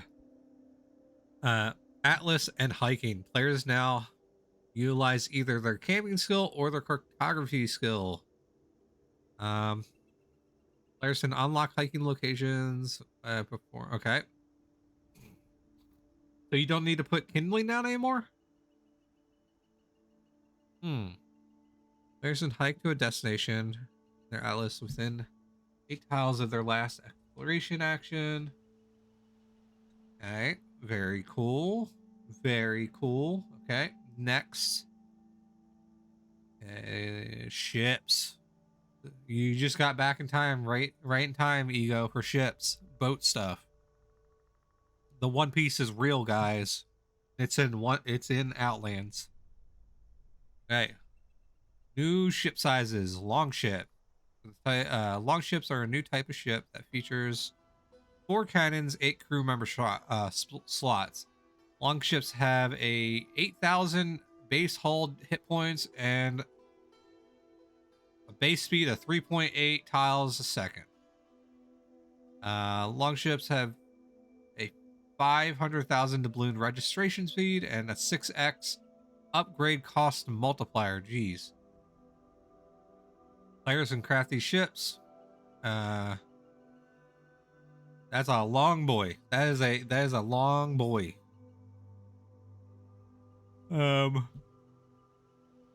Ship of the line. Ships of the line are a new type of ship that features 7 cannons and 7 crew members. Ships of the line have 10,000 base hull damage, 3.5 tile speed, 750,000 doubloons to register. Damn, that's a girthy boy. That boy is girthy. What the fuck? Ship crew members. Streamline various sections of crew member menus for visual clarity. Alright, so they just made it a lot easier to read the menus. Heroic and legendary ranks. Players can now encounter heroic rank 6 and legendary rank 7 crew member contracts for ships as extremely rare loot drops while at sea. Heroic rank crew members are 10,000 doubloons base cost. Legendaries are 25,000. Holy shit. That guy better be real good. Okay, so heroic, legendary. I don't know what any of this means, but good on them. Experience and loyalty. Experience amounts of pirate booty costs for upgrading loyalty levels is increased by 100% normal. For the level, the legendary guys, it's 200% normal. Jeez. Hold capacity and tidings. The hold capacity stat on a ship system has overhauled and is now known as tidings. Instead of increasing the capacity of the ship's hold, the tidings stats will now provide a bonus for the ship to encounter unique items normally not affected by loot drop bonuses, such as ship antiquities, ship upgrade deeds, crew member contracts, and pirate booty. Nice. That's actually very interesting. So it's basically just fortune for your boat. Existing values of hold capacities have rescaled to reflect the mechanics of tidings. Nice. That is very cool. Tidings bonus. So you can get 32% increase chance. Nice. Base ship stats. The base amount of sail hit points and gun hit points should all be baseline to 90% of their hull. Okay. I'm just gonna skip. I'm gonna skim over this because I don't really know anything about boating. Uh, Boarding attempts. In order to perform a boarding attempt on another ship, their sail hit points and or gun hit points have to be must now be 30%, 33% or lower. Meadow, these have been. Wait, I think the Norse ship model has been in the game. I'm not sure. NPC factions. The ship stats and creature stats of NPC ships have been rebalanced to provide a better scaling difficulty for players. New NPC factions, the Norse, the Drow, and the Hive have been introduced. Ooh, y'all are gonna get some fucked up shit with the Drow. I can guarantee. I hope you get on a Drow ship and they have fucking blade masters and you can't find them and you're stuck on a ship with them and they keep backstabbing you. Or the archers.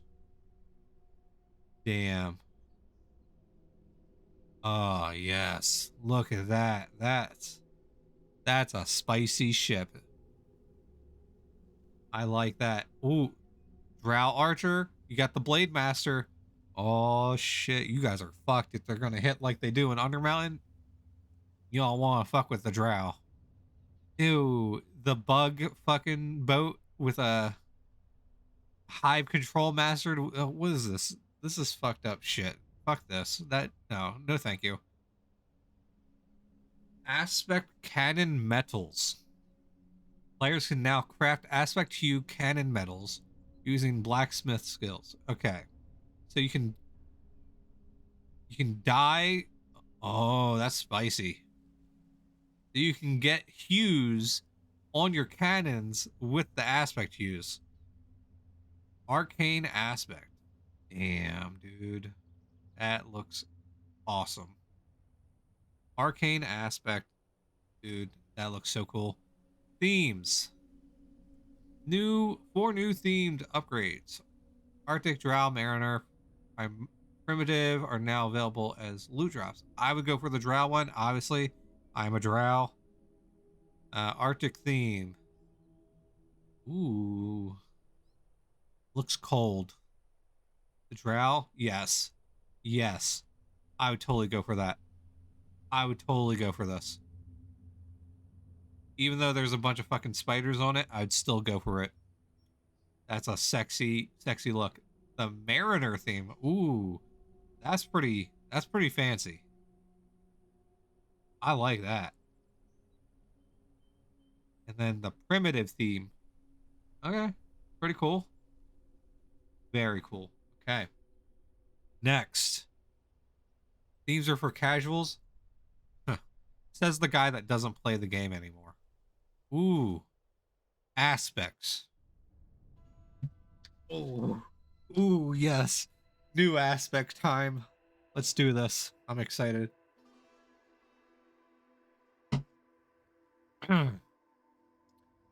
Expansion aspects. Arcane aspect. Arcane aspect is a new aspect available to players focused on enhancing the mechanics of arcane staffs and pure spellcaster builds. Ooh.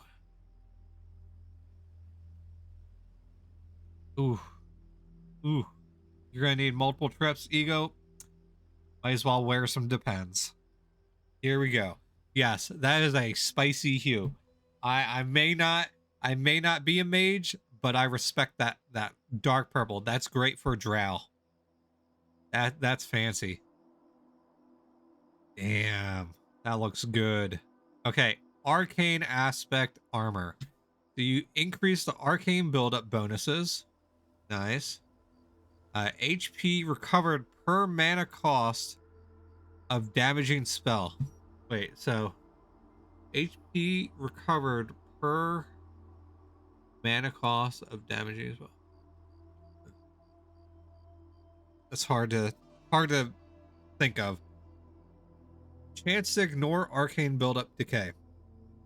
Okay. I need this explained to me. Um Increases arcane buildup bonuses. Damage and damage resistance bonuses from arcane buildup are increased by 20% times 6 times tier of normal. Whenever HP recovered per mana cost of damaging spell. Whenever a player casts a damaging spell, they will recover HP equal to the mana cost times 10% times 3 times their tier. Note, the effect will occur if the player received a mana refund on the spellcast and does not spend any mana. It might make me a mage. I have wanted to make a really fucking weird mage build, but I don't want to use regs. So this is my contradictory. Chance to ignore arcane buildup decay. Has a 12% chance, 12% times 4% times their tier to ignore arcane buildup. What is arcane buildup? I don't know what that is. Did it say up here? No. Arcane aspect weapon and spellbook. Ooh, okay, proc chance. It's called Mana Thief. Mana Thief. Okay. Inflicts 500 plus 50 times their tier damage divided among creatures within 3 tiles. Additionally, for the next 60 seconds, any arcane staff hit will have a 12% times 4% times their tier level chance to restore 10 mana. Okay. That seems pretty interesting. I don't know how well it's going to work, but it looks really cool. Ooh. Ooh. Oh boy. Frost aspect. Okay, that I can already tell you the hue for this is going to be everyone's just going to like make the aspect hue cloth for this. That's a sexy hue. That's a bright means cool. So that everyone's going to get this shit. I can guarantee it. Frost aspect is a new aspect available to players focusing on building up a chill effect that provides damage bonus for players and their followers. Dude. So it's a melee tamer or bard, or no, tamer or summoner thing. Ooh. This is interesting. Amchu's gonna run this with his fucking frost frost thingies, the mucks. That is a nice color. I will not lie. I like that. See this, I have a powder crystal half apron, and I thought it would come out looking like this, but no, it will not. It does not. It looks brown. This is what powder crystal should have looked like on the half apron. Okay. Chill effect applied per 1000 damage. 36%. Increase the max chill effect 20%. Frost shell cooldown. Wait, what? Oh, frost shell. Is that the thing that the stupid knights do in Cavernam? Where you hit them and they do like an AoE like thorns ability? Dude. Is this like a thorns build? Any damage the player inflicts will apply damage divided by, okay, on the target for the next 5 minutes. Chill effect increases the damage the player and their followers inflict to their target. Okay, that's very sexy. Increases the max chill effect. Okay. Increases the max chill effect that the player can and their followers can have on a creature. The normal chill effect is 20%, and this mechanics increases the max amount. Ooh, so that can get it up to 40% chill. Jeez, that's a lot of damage right there. Hmm. Okay. This is the yes. This is the thing I was curious about. Frost shell cooldown. If any, wait. If any effect would reduce the player to 50 health or below, a frost shield will affect. A frost shield effect will trigger immediately and last for 5 seconds. While a player has a frost shell in place, they will not. Uh, it will not reduce below 50% or 50 HP.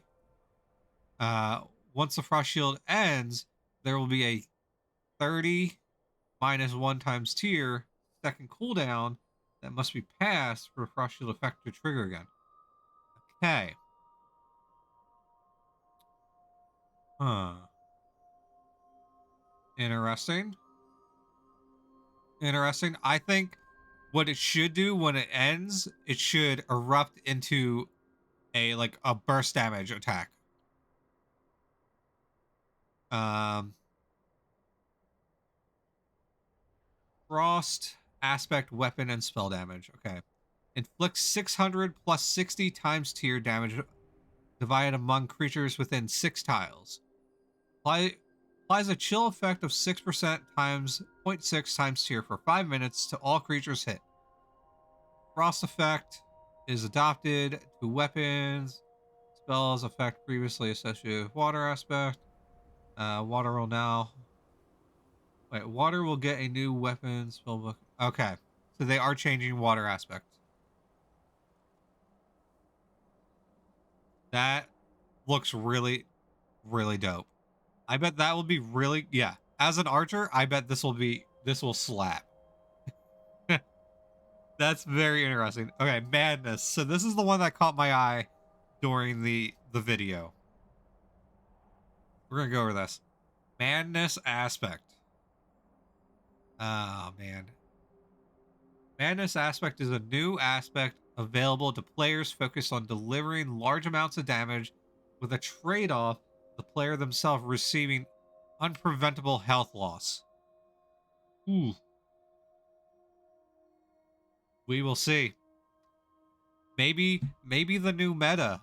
You wear this as a Dexter into an Omni, and you have a designated healer, and he just sits there and heals you, and you just destroy things. Tentamar, you want to be my battle buddy? Okay, let's see. Let's see. Melee damage and spell damage bonus. 75, 76% at tier 15? Jesus Christ. There's only 2 bonuses? Chance per second to lose 5 HP after dealing damage. What? There's only 2 bonuses? That's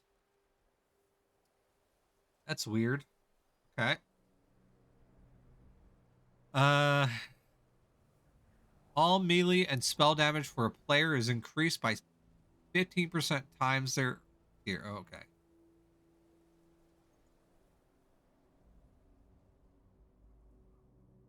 Yeah, that's not a very big one, but that's per second 10. Uh, like,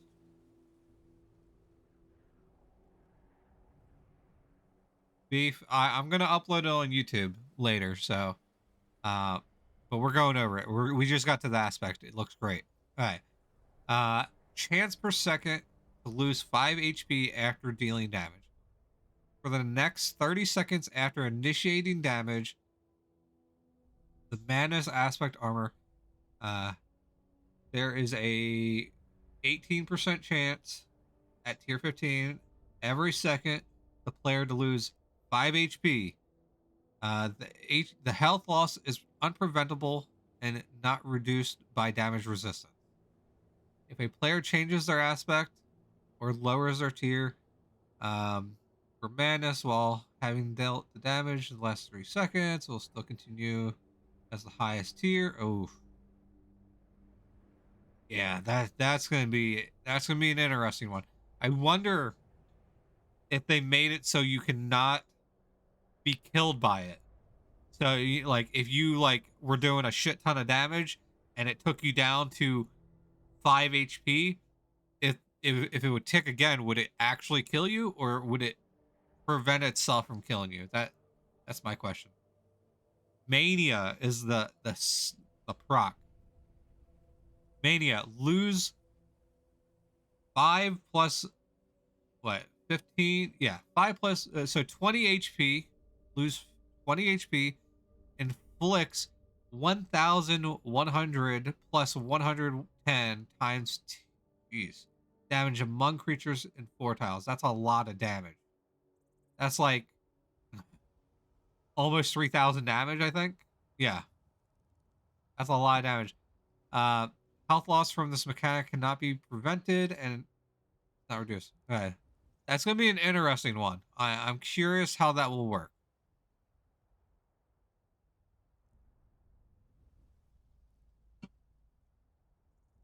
Uh, Dr. Mac, I highly doubt it. If you're coming to Outlands for the old school feel, I mean, you're already probably in the wrong place. They're long past old school feel. Okay, lightning aspect. Okay, this one looks interesting. Lightning aspect is an aspect available to players focusing on arcing across multiple targets and shocking them for damage bonus and tag. Oh, dude. Dude. Okay. Chance on melee hit flash spell for arc. An 80% chance to arc. Okay. Chance to arc. Here, 1 second.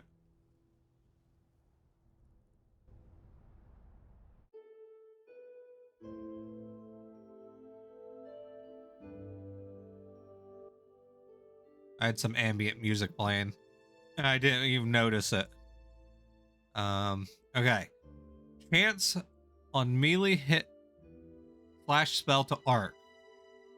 Chance to arc 2 shock. Wait, chance on arc 2 shock. Void Volt shield cooldown. Okay. Whoa. Okay, this is interesting. Melee attacks and spellcasts have a 6% plus. Okay, we'll just go off this. So they have an 80% chance at tier 15, scale by speed and mana cost, to arc to a random nearby enemy within 4 tiles. Inflicts 100% of damage. Oh shit. So if I'm like running like this as like a macer, and wait, I wonder if this would work with the bleed effect. So if you stack a bunch of bleeds, if the bleeds would have a chance to cause an arc, that would be spicy. If a melee attack or spellcast is successfully arcs, it may continue to keep arcing additional until it fails the chance to occur. Arcing may strike targets previously struck. Oh, if arcing occurs and there's no other targets within the range, arcing will occur once on the current target. However, it has a 50% reduced damage. Okay, so it's better to farm multiple things. Does it say the range? Are to a random target, a random nearby target within 4 tiles. Alright, so that's 4 tiles of yourself, not the target. Okay. Ooh, this might be spicy.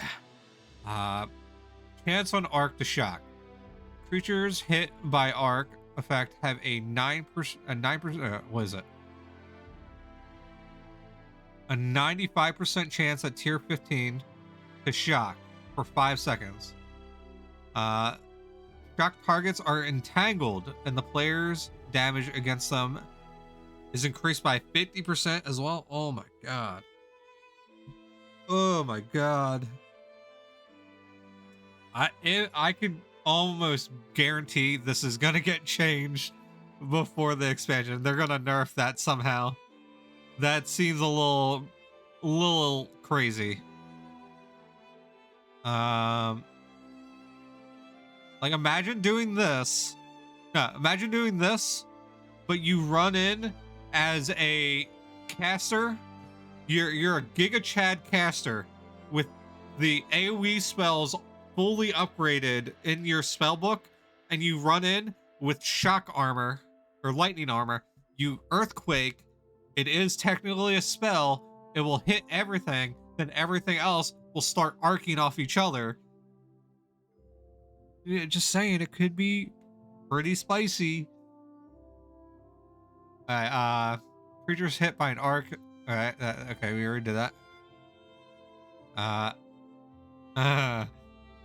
I'm excited for this. The first time a player is damaged every 30 seconds. Alright. Every 15 seconds at tier 15.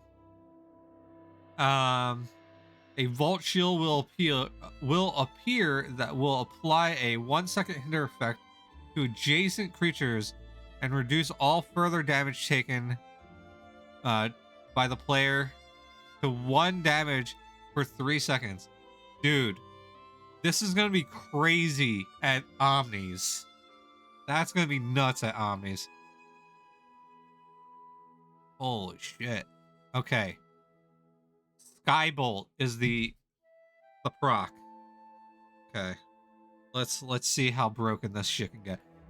Alright, at least the damage is not super high. Inflicts damage or inflicts 600 times or plus 60 times 15. So that's, I don't know how to do that's quite a lot. There's quite a lot of damage. Divide among creatures within 3 tiles. Creatures hit have a 9% chance. Hold on.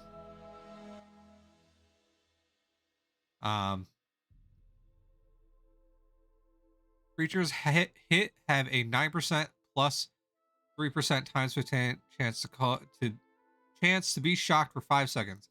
Shock targets are entangled and player does 50% more damage. Dude, that is. I'm excited for this one the most. That's gonna be awesome.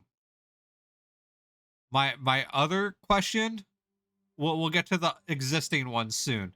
My other question for this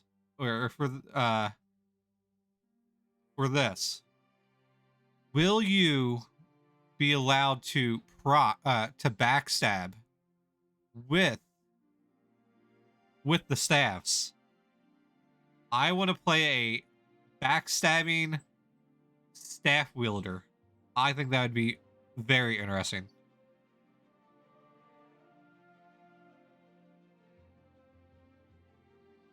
Yeah, Tamal.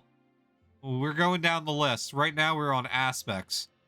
We've already done all of this stuff. We still have a couple more to go.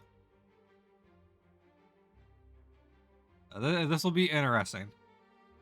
Chance are good. I'm excited about that. Existing aspects. Water aspect. Water aspect's previous ice storm has shifted over to the new frost aspect. Water now has a tidal boon weapon spell. Oh shit.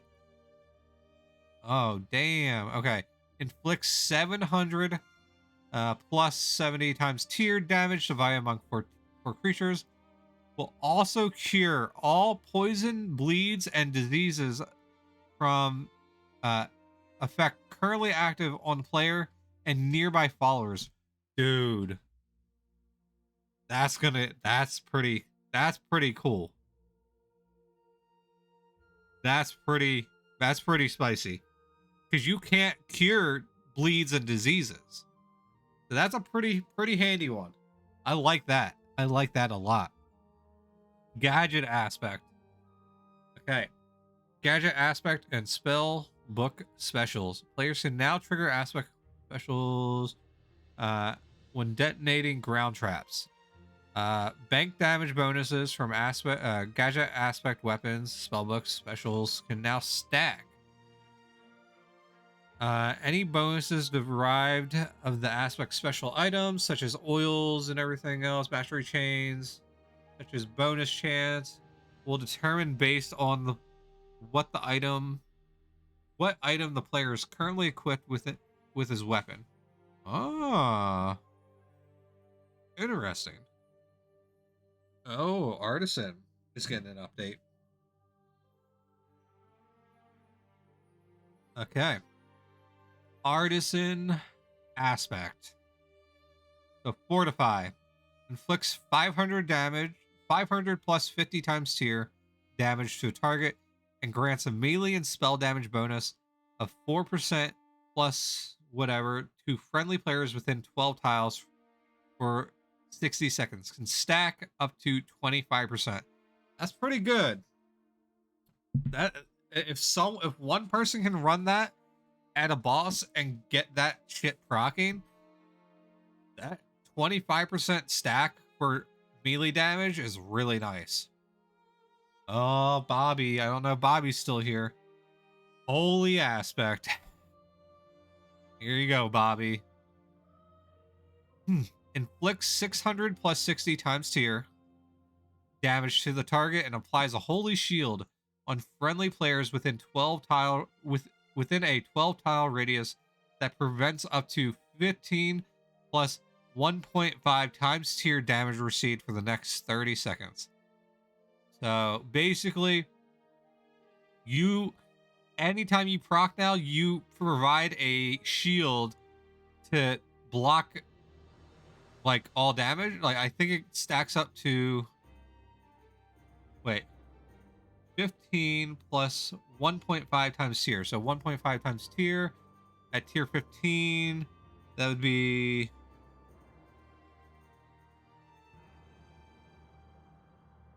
no, it's not a 30 stack. It's a 1.5. So I think that would be 45. So you could, and it stacks. It can stack. So if you get multiple procs off for the next 30 seconds, the damage received, you can stack up multiple. So you could stack it to have like 90% after 2 procs at tier 15. So you take 90% less damage, maybe? I don't know. Very interesting. Ooh. Eldridge aspect. Okay. Oh, man. Well, good thing I don't use the armor. I use the proc. Oh, I see Earth. Oh, I'm not going to go down and spoil anything. No longer increases spell damage based on mana spent over 30 seconds. Oh, poor Thoron. He's going to be sad. Now has mana refund chance. Damn. Poor Thoron, dude. Damn, they got shafted. Okay, Earth. Please be good. Earth aspect armor now provides the following. Chance to increase the melee damage by 300%. Okay. I like that already. Damage resistance above 33%. Okay. Damage resistance max cap increased. Oh, so I can be even more tanky. Okay, I kind of like this. I kind of like that. I don't know. I'll have to test it. I have to test it to see how it is. Void aspect. The void proc is different. Inflicts 600 plus 60 times tier damage to target. Player gains bonuses of 15% times the damage and damage resistance against target for 15 seconds. Damn. So at tier 15, you're hitting 3,000. Just flat 3,000. But you're also getting a big boy damage bonus. Nice. Pretty sexy. And that new proc, pretty sexy. I like that. Yeah, Earth is 225 or 2. Yeah, 225. That's wild. I don't know what my damage resistance is currently at, but if this does improve my survivability, I like it. Because right now you have while above 33%, but then you also have one where it's if you're stationary for 5 seconds, you also get more damage resistance. So I don't know. I gotta test it out. We will see. All right, so that's all the aspect stuff. That was spicy. I am very, very excited for this, for lightning. I wanna go crazy with lightning.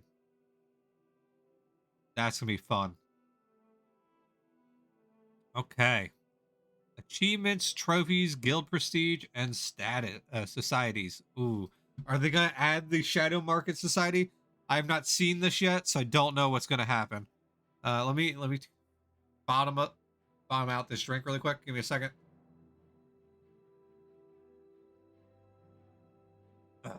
A lot of talking today, guys. Okay. Guild prestige unlocks. Ooh, for 10,000 points, which I think is 100 levels. I think 100 guild levels. You can unlock a poker table. Players can now purchase a poker table deed using guild points. Costs 10,000. Purchase an unlimited amount. Does not increase. Poker. Oh my god, dude. Comes in green by default, but it can be dyed.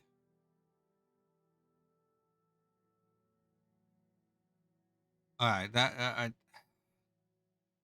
can you? Oh, you can play. So you can play poker. Oh god damn it.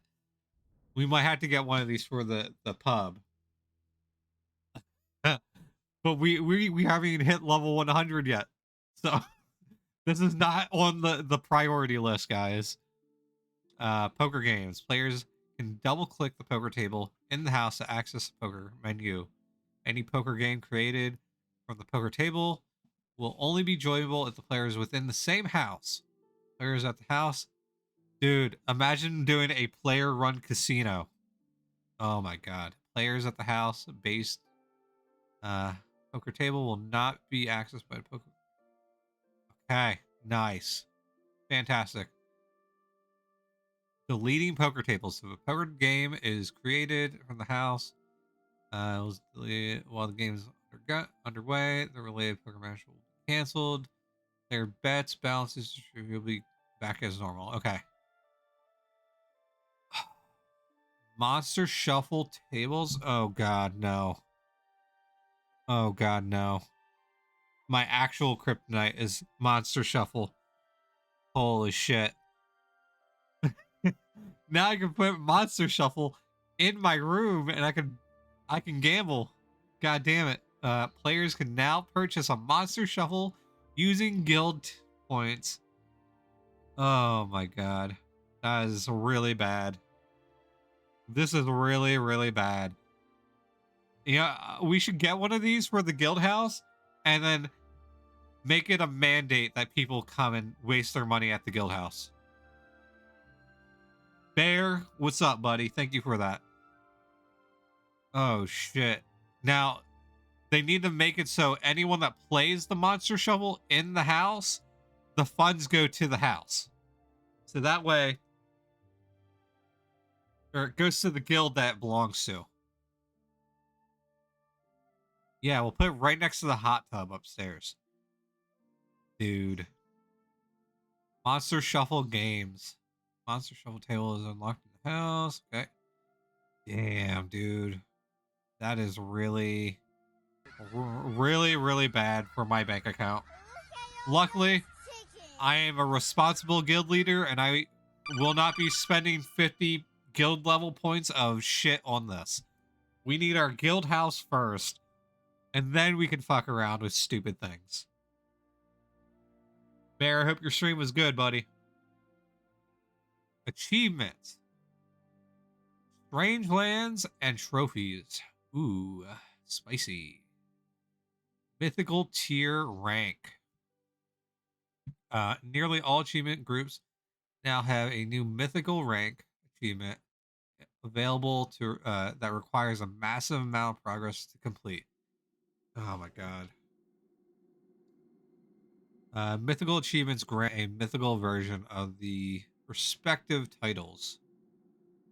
Deal 500 million damage to an omniboss. Jeez, dude. That is a lot of damage. That for Wes, for like if Wes was doing a boss or something, that's like 250 yeah, 250 omnis. That's a lot of fucking damage, dude. Wes easily does like 2 mil at an omni. That's crazy. New achievement progress. Um let's see, new achievement progress. When the expansion goes live, players will be able to earn experience towards new mythical achievements. However, the achievement mastery lock Echo Smith, okay, melee preserve, okay, player. Okay. Different categories. Strangelands achievements now have their own category. Nice. Trophies. Oh. Trophy achievements have been removed from the previous categories. Now they have their own standalone category. Okay. That's all faction and arena based stuff, so it doesn't really matter to us normal peasants. Redline trophies. Oh. Yeah, I am the red line thing. I kind of peeked at it. I didn't go too deep before booting up, but I did peek at it because it was very interesting to me.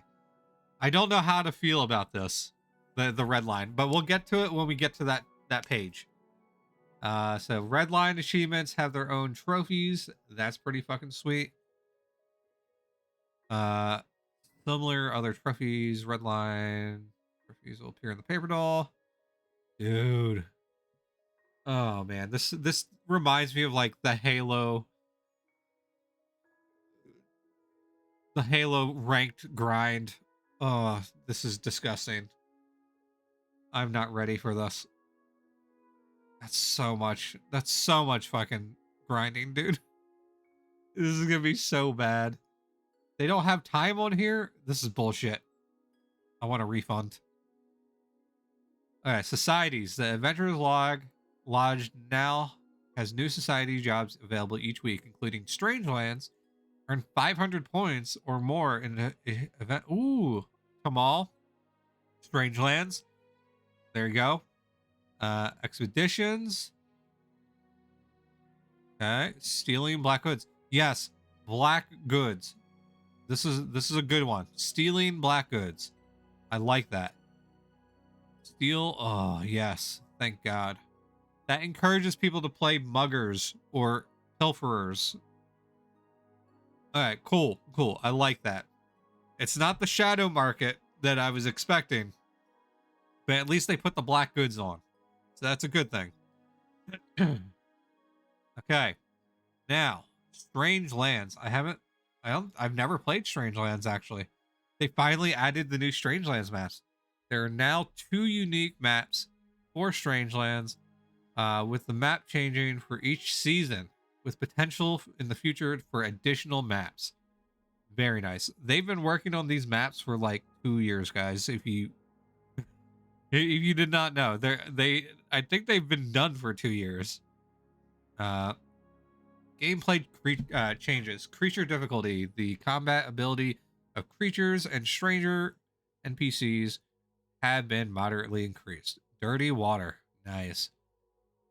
Rainfall has chance to occur as dirty water. Nice.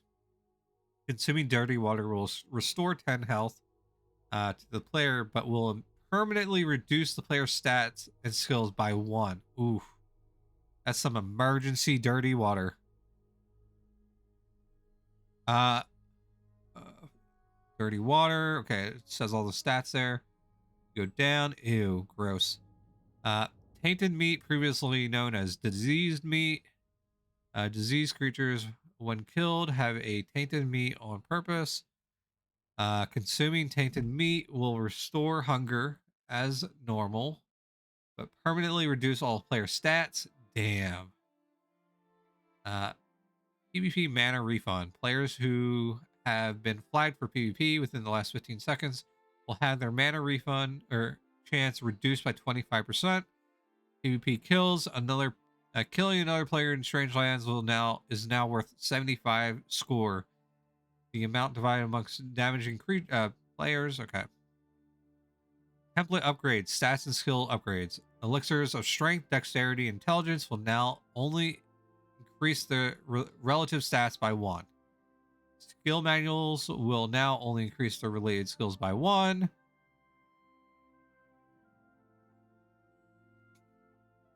Template overhaul.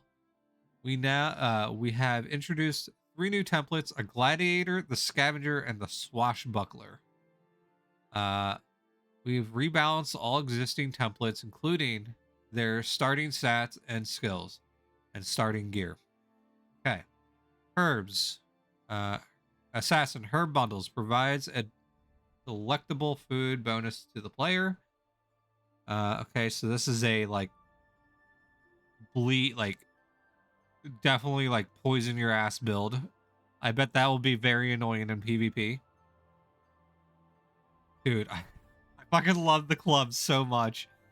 The barbarian war horn can be used to maximize melee hit damage rolls for 15 seconds. What's that mask? So this mask, Meadow, is from OSI, I think. They might have tweaked it a little bit. It was like the craftable mask for dragon scales. I don't think it's gonna drop. Maybe it will. I don't know. Bard. Yeah, some of the mobs in Inferno have had it for a couple of years now. They've added a Bard template. Very cool. Battle Mage with the staff. Damn, looking fancy, dude. Codex for Arcane. Oh, we haven't gotten to that yet. I just noticed that. Crusader, Grail Chalice.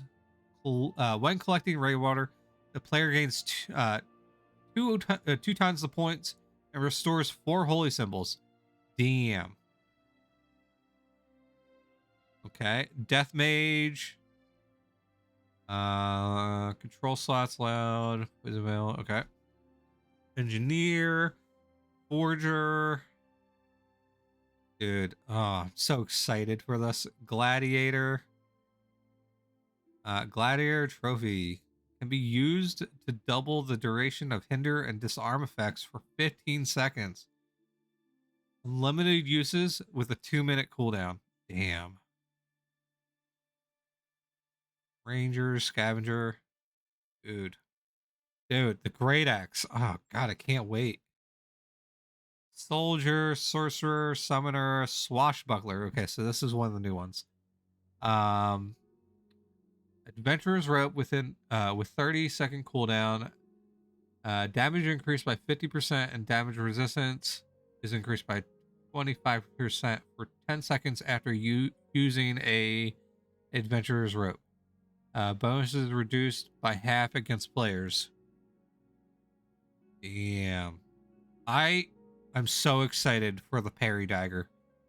You guys have no clue. That's probably the one thing I was most excited about. Tunnel Rat. Okay, we had that one in the past. Okay. Strangelands. What's next? PvP and factions. We have to go over this. But I know most of you are not interested. PvP events and scripting. While any player has their participate in factions set to enable, or they're participating in PvP events such as town struggles, dungeon flashpoints, corpse creek, or staging into rifts, the player will no longer be able to use any scripts or macros. Oh shit, dude, that That's big. Dude, that's gonna piss off a lot of people. Wow. That's a big step, dude. Holy shit. Well, goddamn. Guess we're gonna get a lot of backlash from PvPers. I can already tell. Players will be able to use any default feature of Razor, such as hotkeys, alarm, and everything.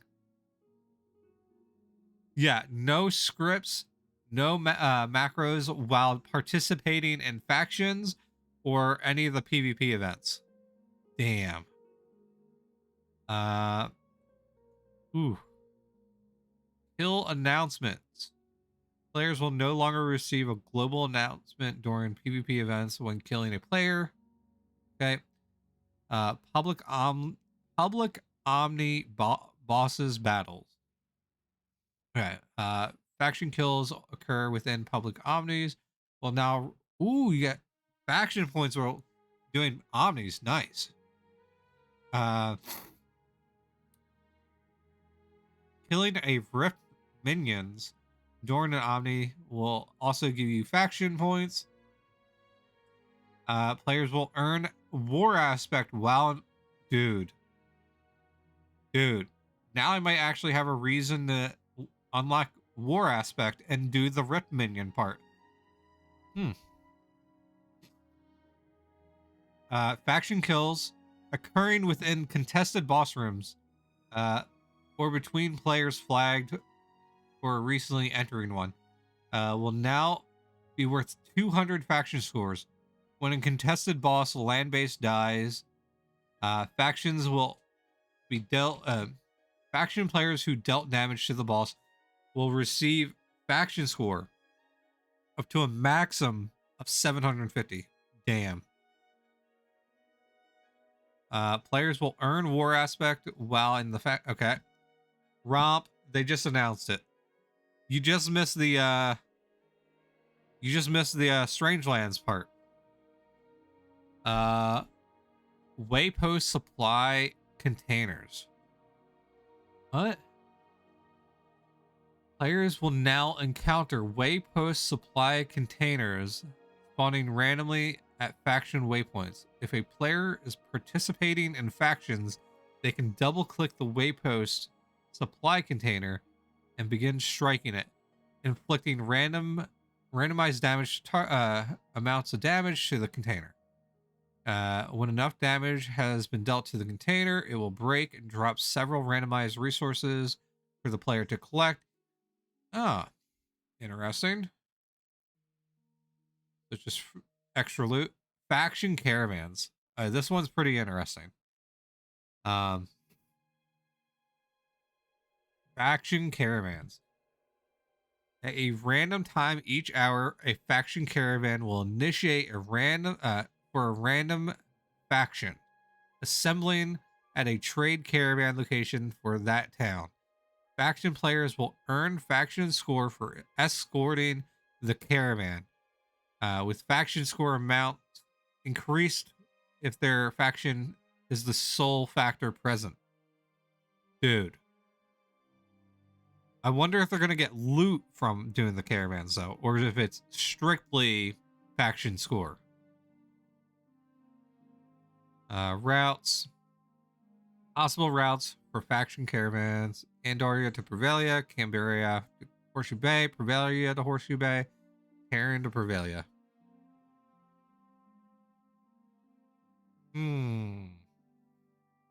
Notifications and indications. A system message will appear and a sound will play for faction caravans. Okay. We're just gonna skim over this. Andaria. Okay. That's very interesting. Faction caravan mechanics. For trade caravans, several ways. Faction caravans will always keep moving, regardless if they are being escorted or not. Movement speed of a caravan is somewhat slower than a trade caravan. Faction caravans do not experience creature encounters. Faction caravans cannot be directly attacked by other players. Faction caravans do not contain items. Instead, players will earn faction score for escorting them. Okay. As expected. Okay. Okay. Very cool. All right. Faction VIPs. At random times each hour, a faction VIP belonging to a random faction will spawn in their castle flag room. Okay. Members of that faction will earn faction score for defending their castle and their faction VIP. Opposing factions will earn faction score for attacking the faction VIP. Nice.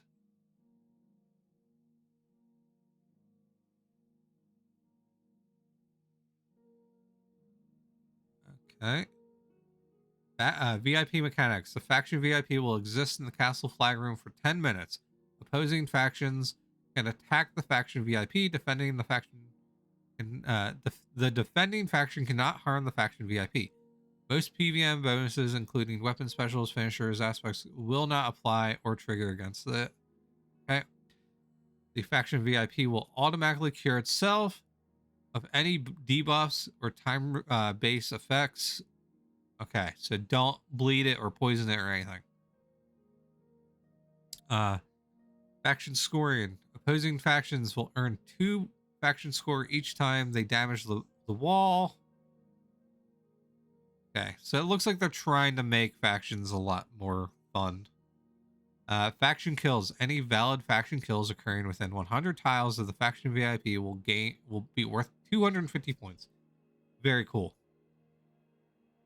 Okay, new weapons, armors, and instruments. Yes, let's fucking go.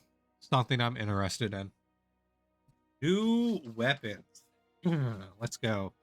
We've introduced a new collection of weapons and shields into the world. These weapons, for all intents and purposes, function similar to the existing weapons and shields unless otherwise noted. They can be purchased from NPCs cracked by players or occur as naturally looted magical items. Each new weapon has their damage, swing speed, range matched to existing weapon sets already. Alright, yeah, like I expected. New archery items. Hunting bow.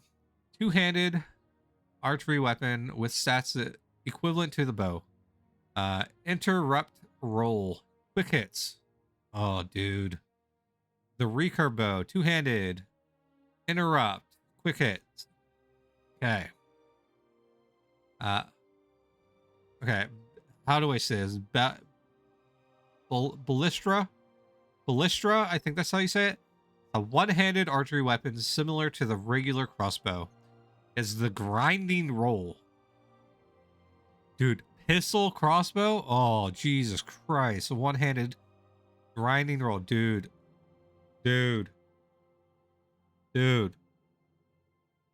I am excited about this. I'm going to make the most sassy rogue ever. The Rampart crossbow.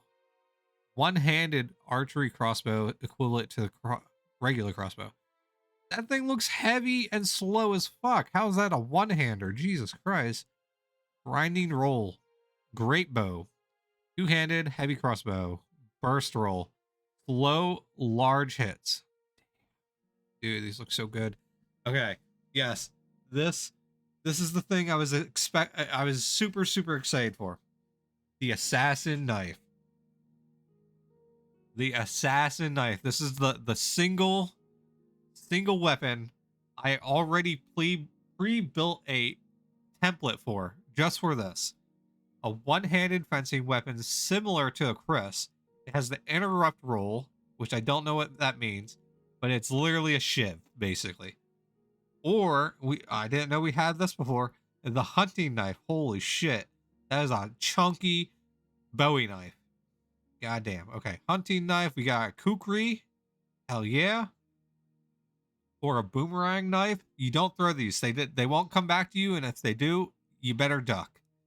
The EP, similar to a warfork. It's the grinding roll. We have a rapier, grinding roll. A fencing saber. Damn. Grinding rolls.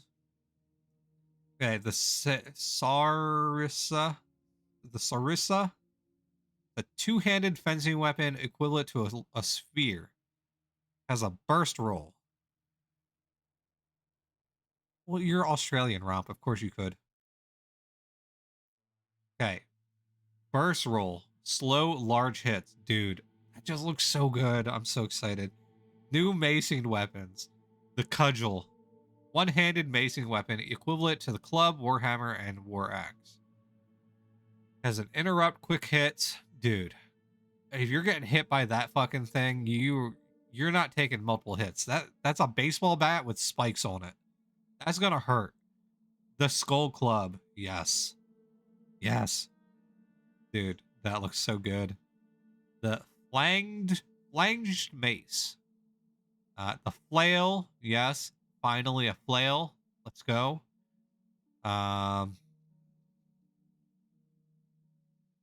Wait, did he? Oh, they're different roles. Okay. The great sledgehammer. The burst roll, dude. Jeez, a great mate. Didn't see this one before. How would you even fucking swing that thing? That thing looks heavy as hell. Holy shit, dude. This is gonna be great. Two-handed macing weapon for the giant spiked mace. Jesus Christ. And then the giant club, which is just a stick with some tape on it. Let's fucking go. New swordsmanship items. Yes. Yes. Nor's axe. One-handed swordsman weapon that is equivalent to a Viking sword, a broadsword, or a longsword. It has a grinding roll, counts as an axe, so it can be used for lumberjacking, and you get the lumberjacking skill bonus. Dude, Moose, if you're backstabbing with this fucking club, you better kill him in one go. The Swyhander, a two-hander that is at the same speed as a halberd or a barduchet. Jesus Christ, dude. And then the great axe. Yes. Halberd, barduchet, counts as an axe, so you can go out dressed like a headsman with this big ass axe and go collect some lumber. New wrestling items. New wrestling items, the cestus and fistblade have been introduced and can be crafted with tailoring skill under the wrestling weapon category. Players will also encounter these weapons as new magical loots and can be bought from stores. These items... these new items will function similar to the Martial Manual, unless otherwise noted. Instead of benefiting from a description skill, tailoring crafted weapons. Tailoring crafted wrestling weapons receive a damage bonus for having tailoring on your build. Okay.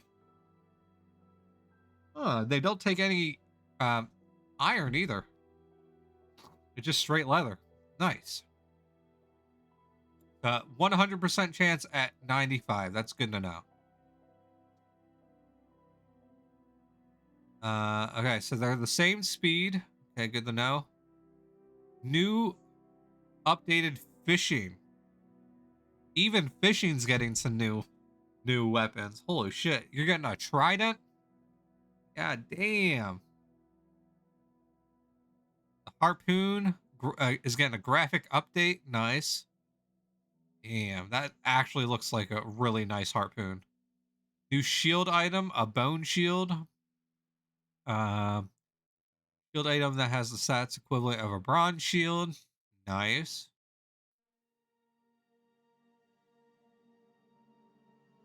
And then the parry dagger.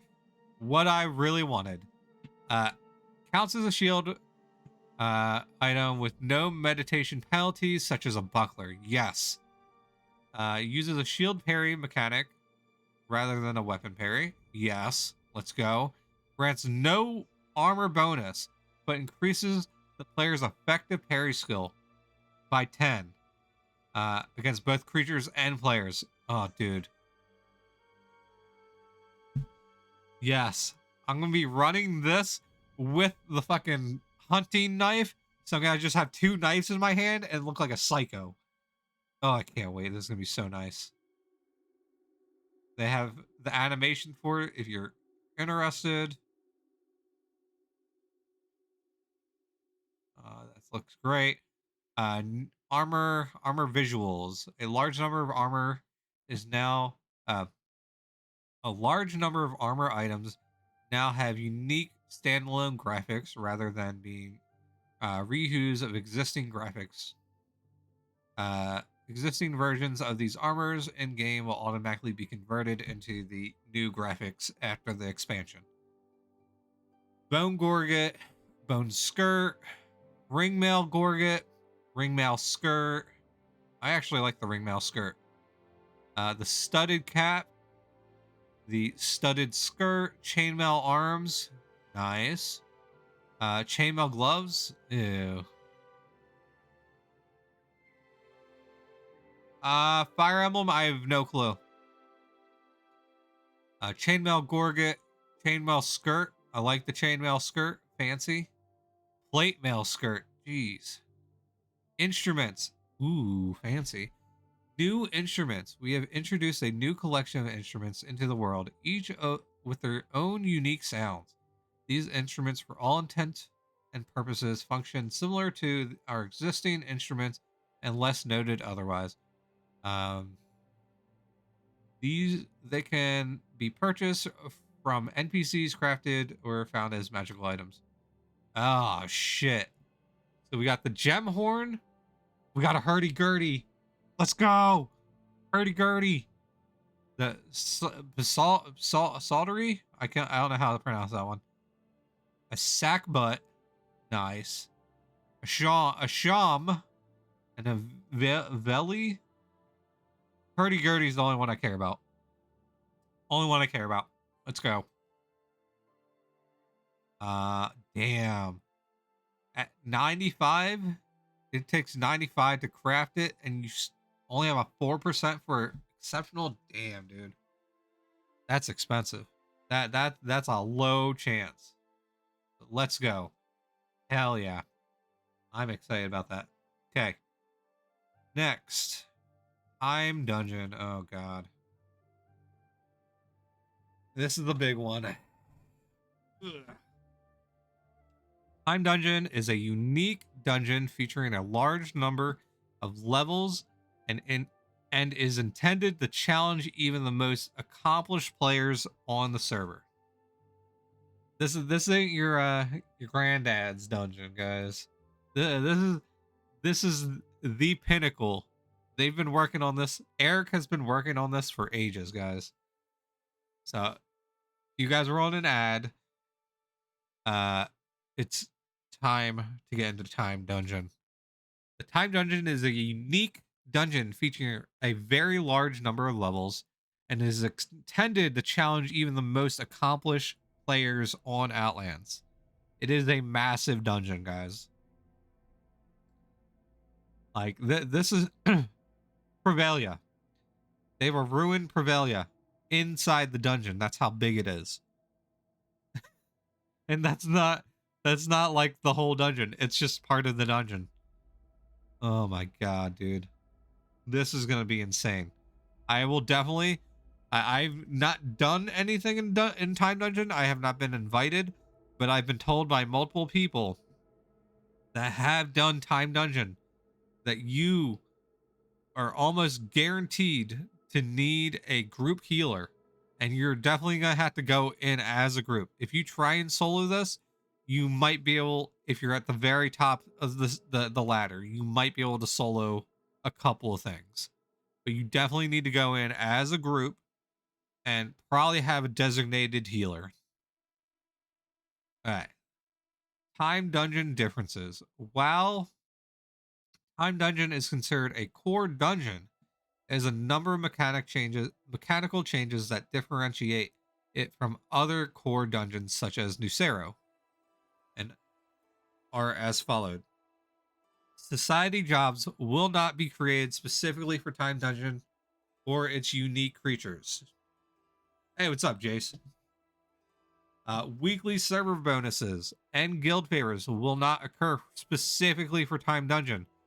The dungeon contains a town called the Last Colony, located within the level 4 of the dungeon.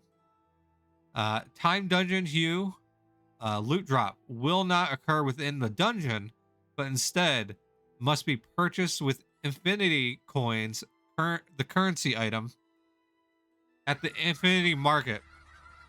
We're gonna go. Here. See you, Jace.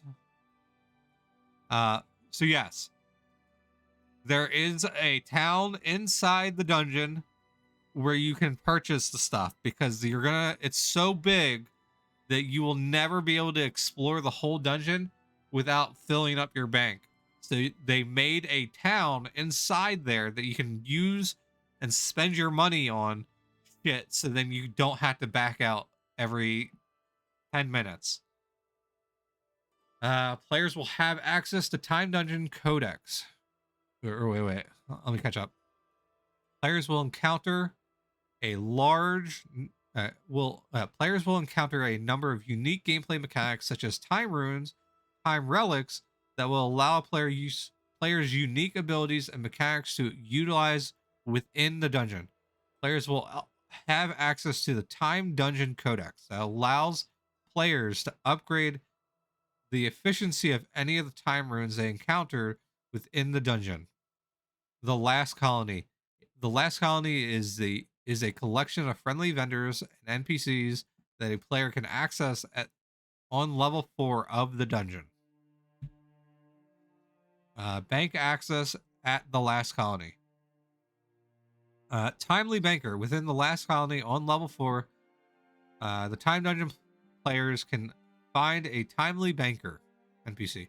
The Timely Banker NPC will allow players to access their bank for a limited duration, but only at the expense of one timely banknote. Damn. Timely banknotes. Players will encounter timely banknotes as loot within the dungeon. Accessing the bank. If a player attempts to access their bank box from the Timely Banker and they have a Timely bank box note in their bag, the item will be consumed and the player will have access to the bank for the next 2 minutes. Players can see how much bank box access time they have with a single click. Okay. Damn. This is gonna get spicy, guys. I'm excited for this. When 2 minutes has passed, the player will no longer have access to their bank and it will be closed.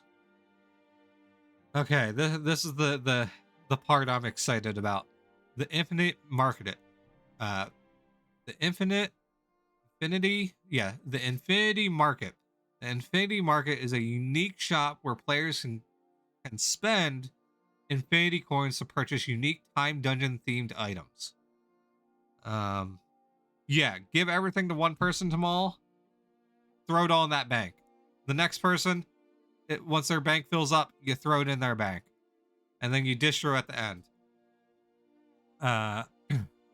Unlike other dungeons, dungeon hue items such as dungeon cloth, dungeon lanterns, etc.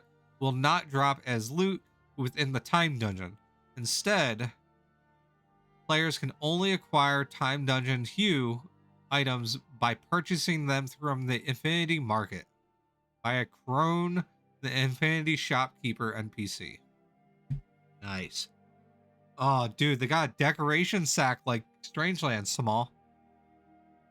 A Ratman mask. Holy shit, I want that. That's gonna be awesome. Players will encounter infinity coins as loot within the Time Dungeon. Purchasing items from the Infinity Market. Items for sale in the Infinity Market can only be purchased with infinity coins. Players can spend infinity coins from both their backpack and bank with priority given to the ones in the backpack.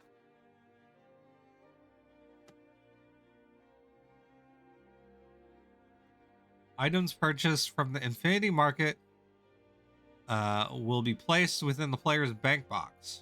Okay, so that's great. So if you accidentally purchase a bunch of this shit, it'll just go straight to your bank, so you don't have to worry about it inside the dungeon. That's a nice color. I like that color. Yeah, one more lantern for Tamal to add to his collection. Time Dungeon Hue. I like that hue. That's a very nice hue. Time Dungeon Runes. Players will encounter Time Dungeon runes as loot within the dungeon.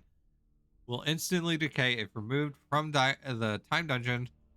Players will use at most one time rune every 30 seconds.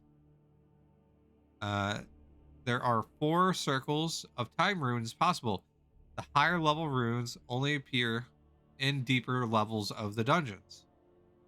Oh, so there's more. Players can use a time rune by double clicking it.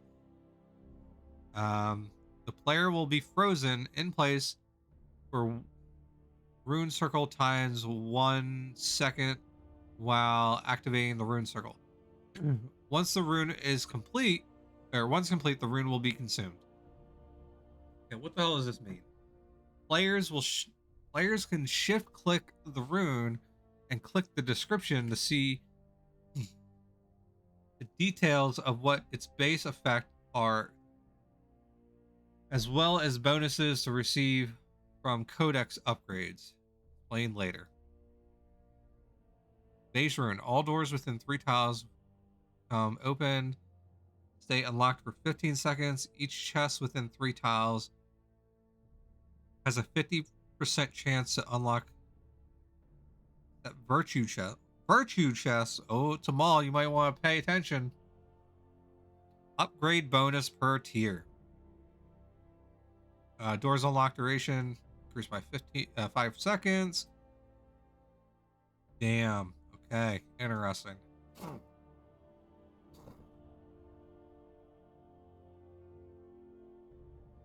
Time Dungeon Codex. Players will be able to craft a Time Dungeon Codex through the inscription skill that will allow them to earn experience in the Time Dungeon and upgrade the power of time runes they use. Okay. So there's a whole codex for a dungeon. That's crazy. That is absolutely crazy. This is gonna be fun as a guild. I can't wait. Okay, knock. First circle rune. All doors within 3 tiles have a chance to open. Each chest. Okay. Uh, bonus per codex upgrade tier. Increases. Okay, we already read that one. Men heals 50% immediately, or heals 50 HP immediately. Heals 10 HP, or heals 10 health every 2 seconds for 10 seconds. That's fucking crazy.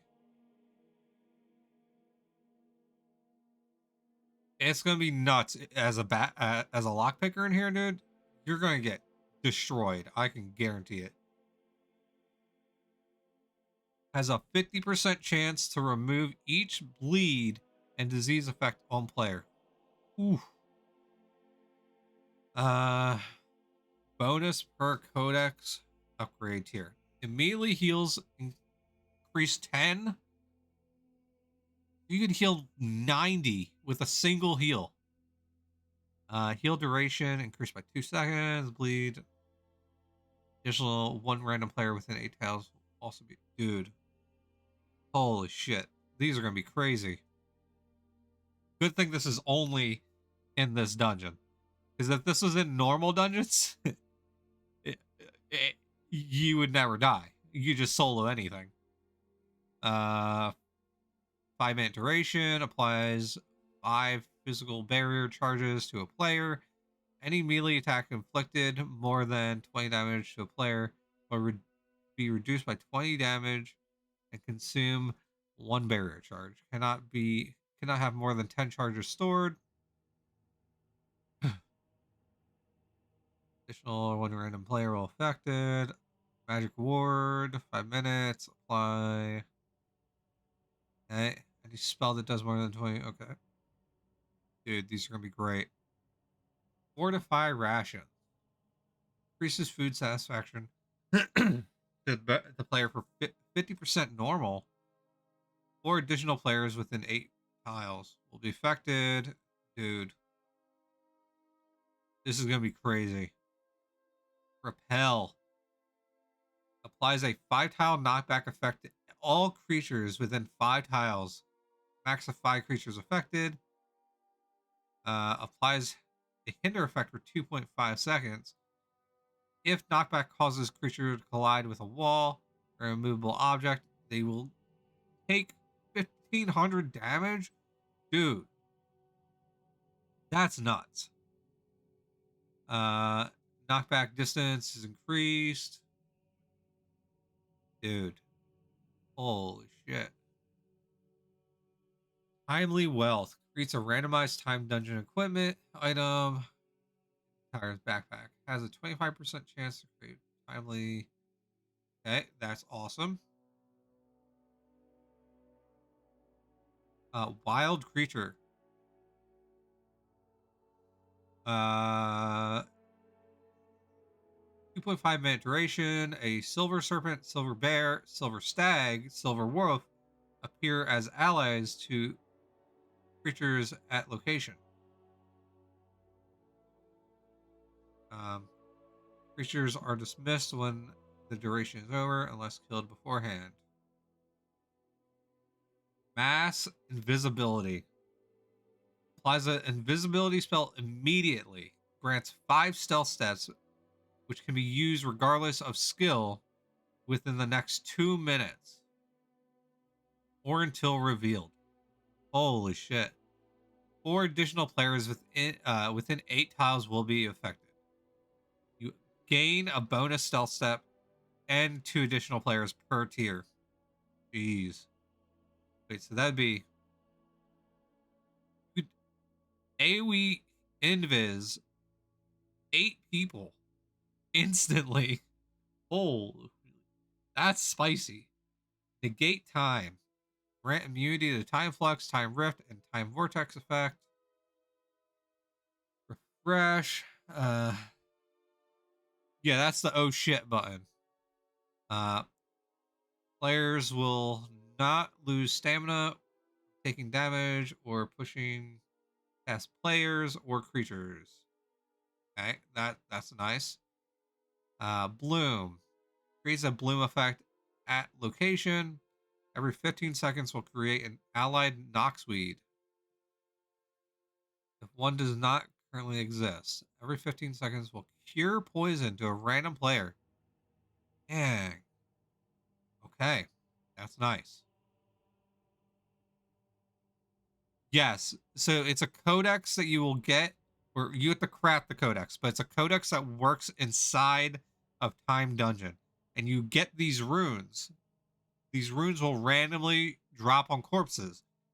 And the more, I think there's 4 tiers, I think that's what they said.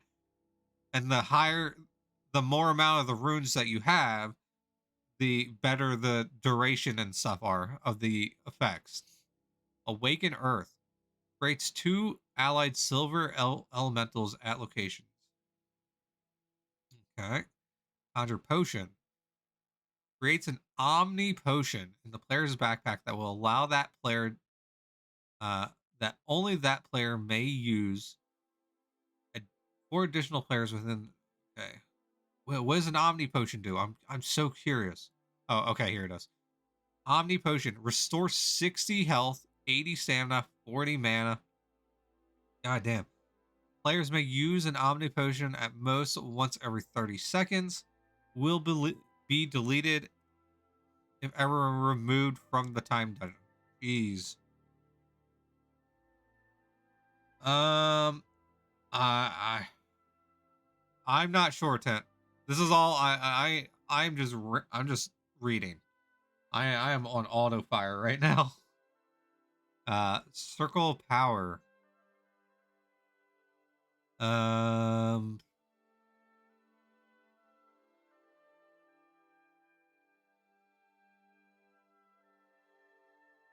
circle power, 30-second duration, creates a circle power. Okay. Tremor inflicts $3,000 to each creature within 5 tiles. Applies a pierce effect of 50 and a hex effect of 100 for 15 seconds. Jesus Christ, dude. Meteor shower.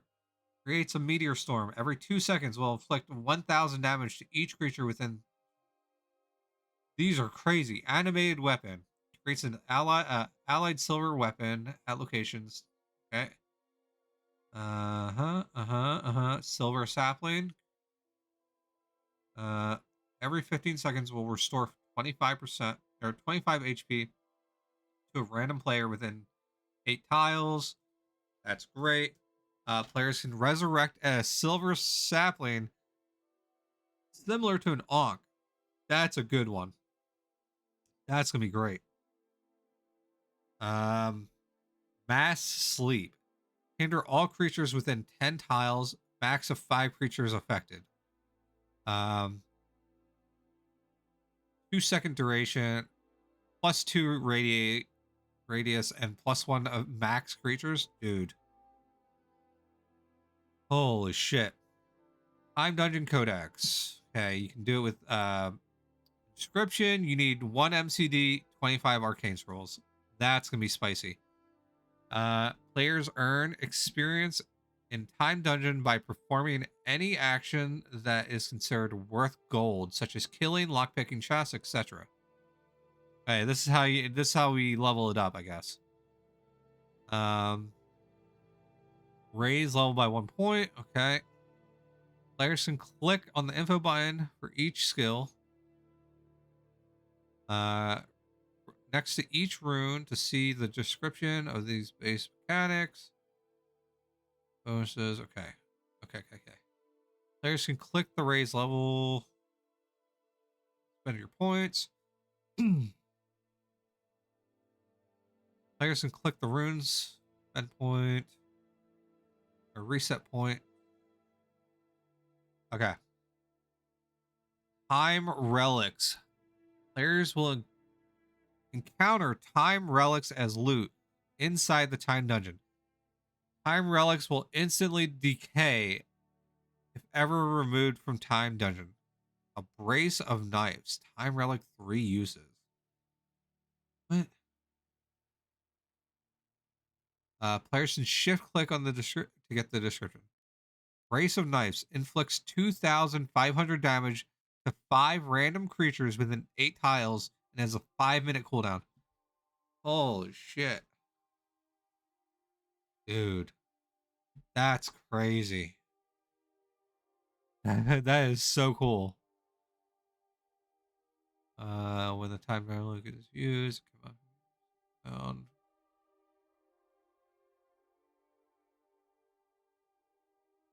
That is very cool. Different types of time relics players will encounter are as followed. Shrieking Mandrake. Oh god.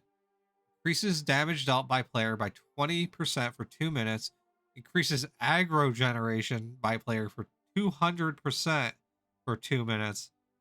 Ooh, that is probably not something you want to use in Time Dungeon. You don't want to be the you don't want to be the one getting targeted.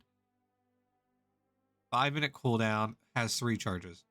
Mirror of Reflect has a 50% chance for any spell to be reflected at their caster for 2 minutes.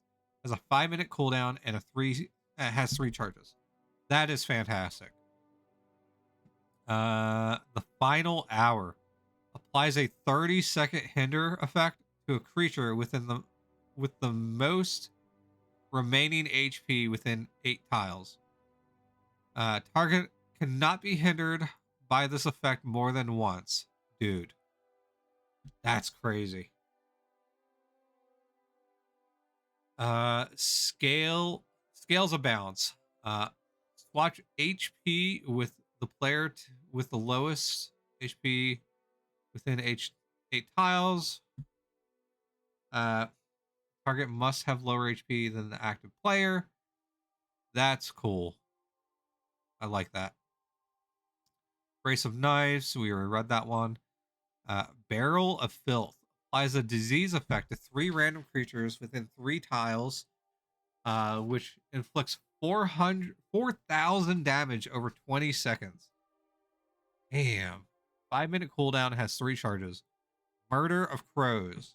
For the next 2 minutes, the first successful melee attack or spellcast the player on the player every 5 seconds will result in the attacker receiving 500 damage. That's so it's a Thorns build. Interesting. The Cross of Compassion.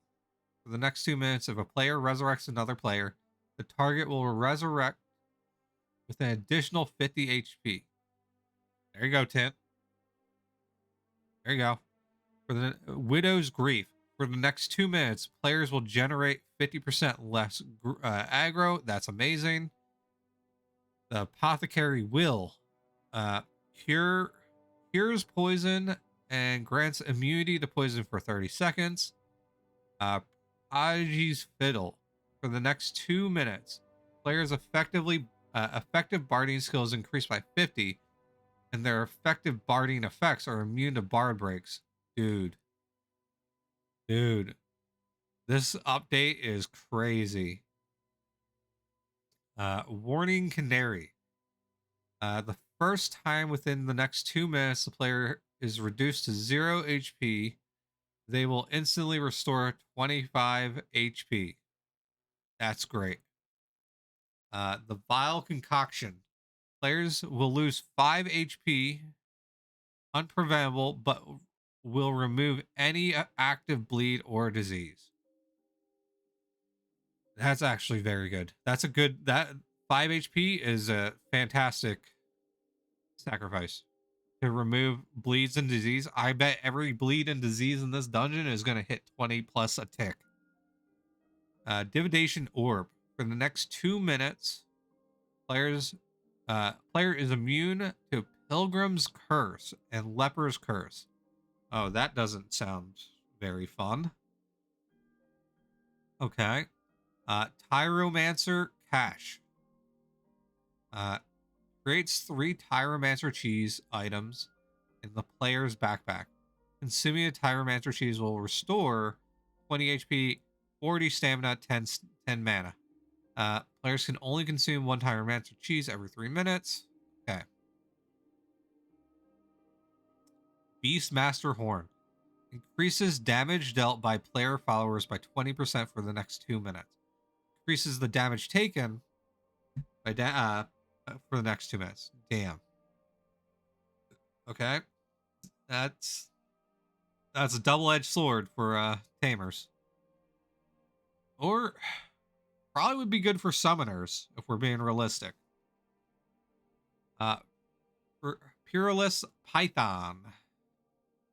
Increases poison damage dealt by a player by 30% for the next 2 minutes, while effect is active. When a player applies a new poison effect to any creature, the player will has a 10% chance to lose 10 HP and be inflicted with lethal poison. Ooh. Interesting. Bomb Cluster. Will detonate after 5 seconds and inflict 4,000 damage to 5 random creatures within 3 tiles. Player will lose 50 HP if caught within the blast radius. Jeez. Ooh. Statue of the Siren. Increases damage resistance by 15%. Increases aggro generated by 200%. Jeez. Rose of Fading Beauty. Melee and spell damage dealt by players increased by 20% for 5 seconds. Or 5 minutes. Bonus to damage dealt is reduced by 1% every 15 seconds while active.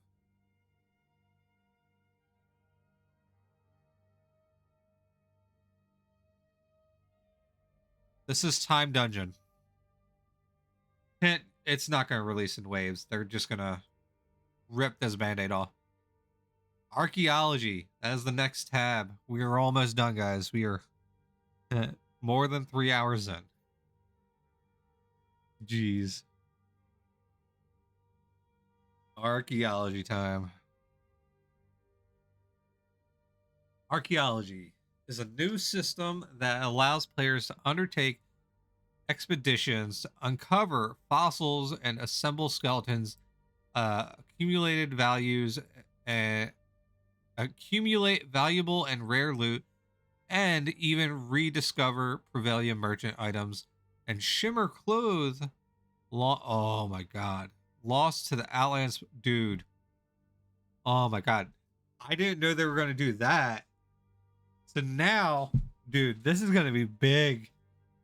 If they don't change this, imagine somehow, I don't know if they're going to do clothes and stuff, but imagine you get a serape from finishing one of these. That's like 100 mil right there. So definitely worth doing if that's the case. Yeah, I think never long lost from Outlands past. So shit that's not coming back. That's what I'm getting from it, Tint. Damn. This is dope. Ending conditions. So you can build the shit. Digging tools. Dude. Dude, this is so cool. Okay. Archaeologist desk. Utilize the archaeology system. Players will first need an archaeology desk. Players can craft an archaeology desk using the carpentry skill under utility items. 250 boards, 5 MCDs. Okay. Not too expensive. In order to use the archaeology desk, it must be locked down in your house. The player can double click the archaeology desk to launch the archaeology menu.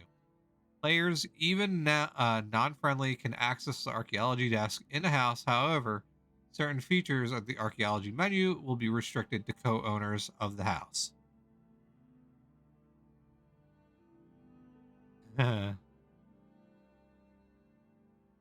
um, Such as starting expeditions, managing the dig items. Dude, this is gonna be fucking dope. My brain hurts. I'm trying to take this all in. Expedition page. Okay, let's get this. The primary gameplay of archaeology is based on around expeditions, which are instance events for a group of up to 3 players. Players can click the expedition button at the bottom of the archaeology desk menu to view the expedition page. To undertake an expedition, players must first add 4 of each dig item type to the expedition page of the archaeology desk. Dude. Co-owners of the house can add dig items to the expedition page. This is going to be sick. So you can add different ranks and stuff. Dude. Dig items. Dig items are loot drop items that players will encounter from nearly all forms of gameplay on Outlands. There are 4 types of dig items that can randomly occur: dig tools, dig supplies, dig crew, and dig notes. Each dig tool will have a randomized rank that will range from rank 1, which is the lowest, to rank 10, which is the highest. The higher the rank of an item, the greater the bonus will provide to the expedition mechanics.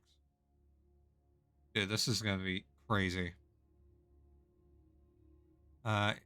In order to start an expedition, players will have to add 4 dig tools, 4 dig supplies, 4 dig crew, and 4 dig notes in the expedition page.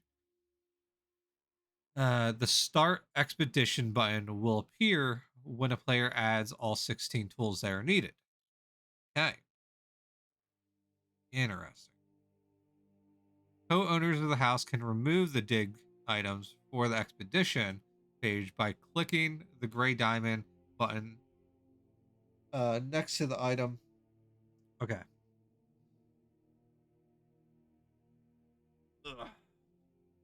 Co-owners of the house can remove a dig item from the expedition page by clicking the gray diamond button next to them and return it to their backpack.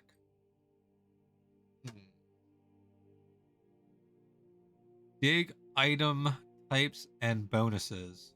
Okay. Each dig type or each different type of dig item will improve certain mechanics for players within the expedition based on the item's rank.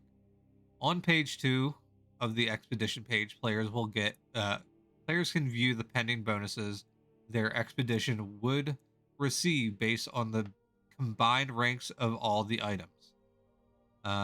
Dig tools, length reduction, dig actions. Wait.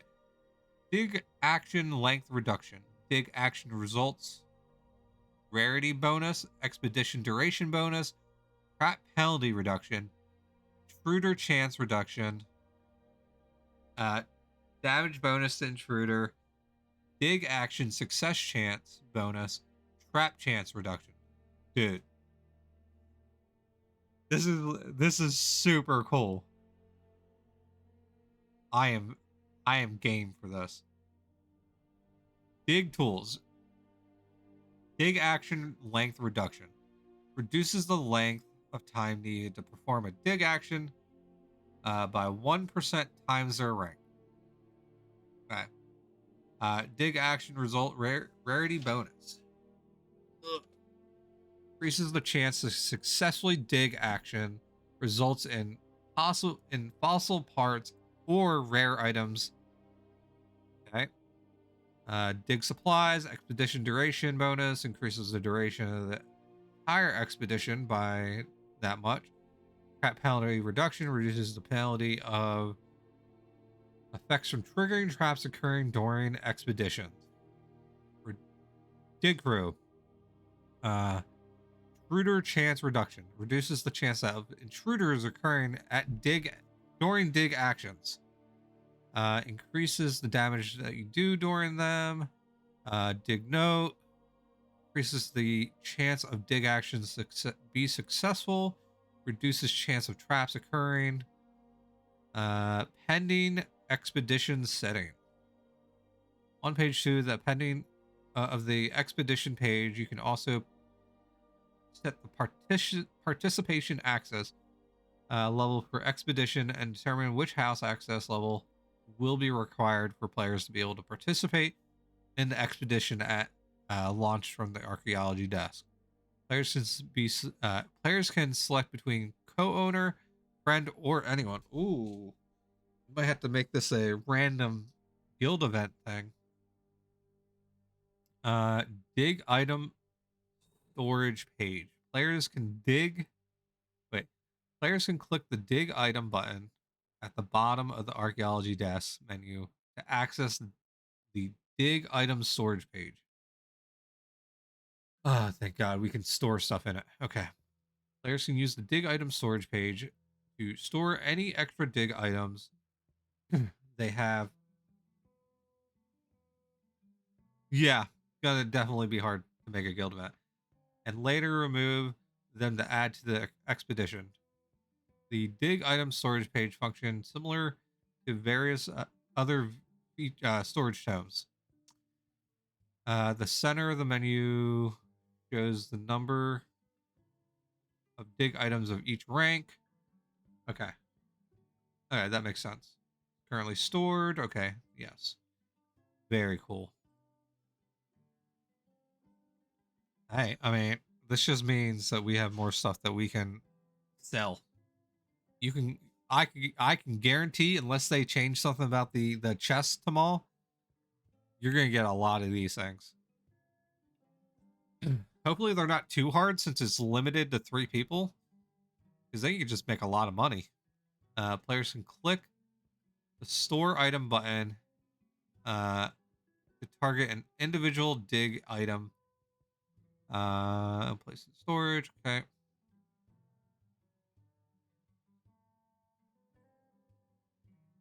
Start expeditions.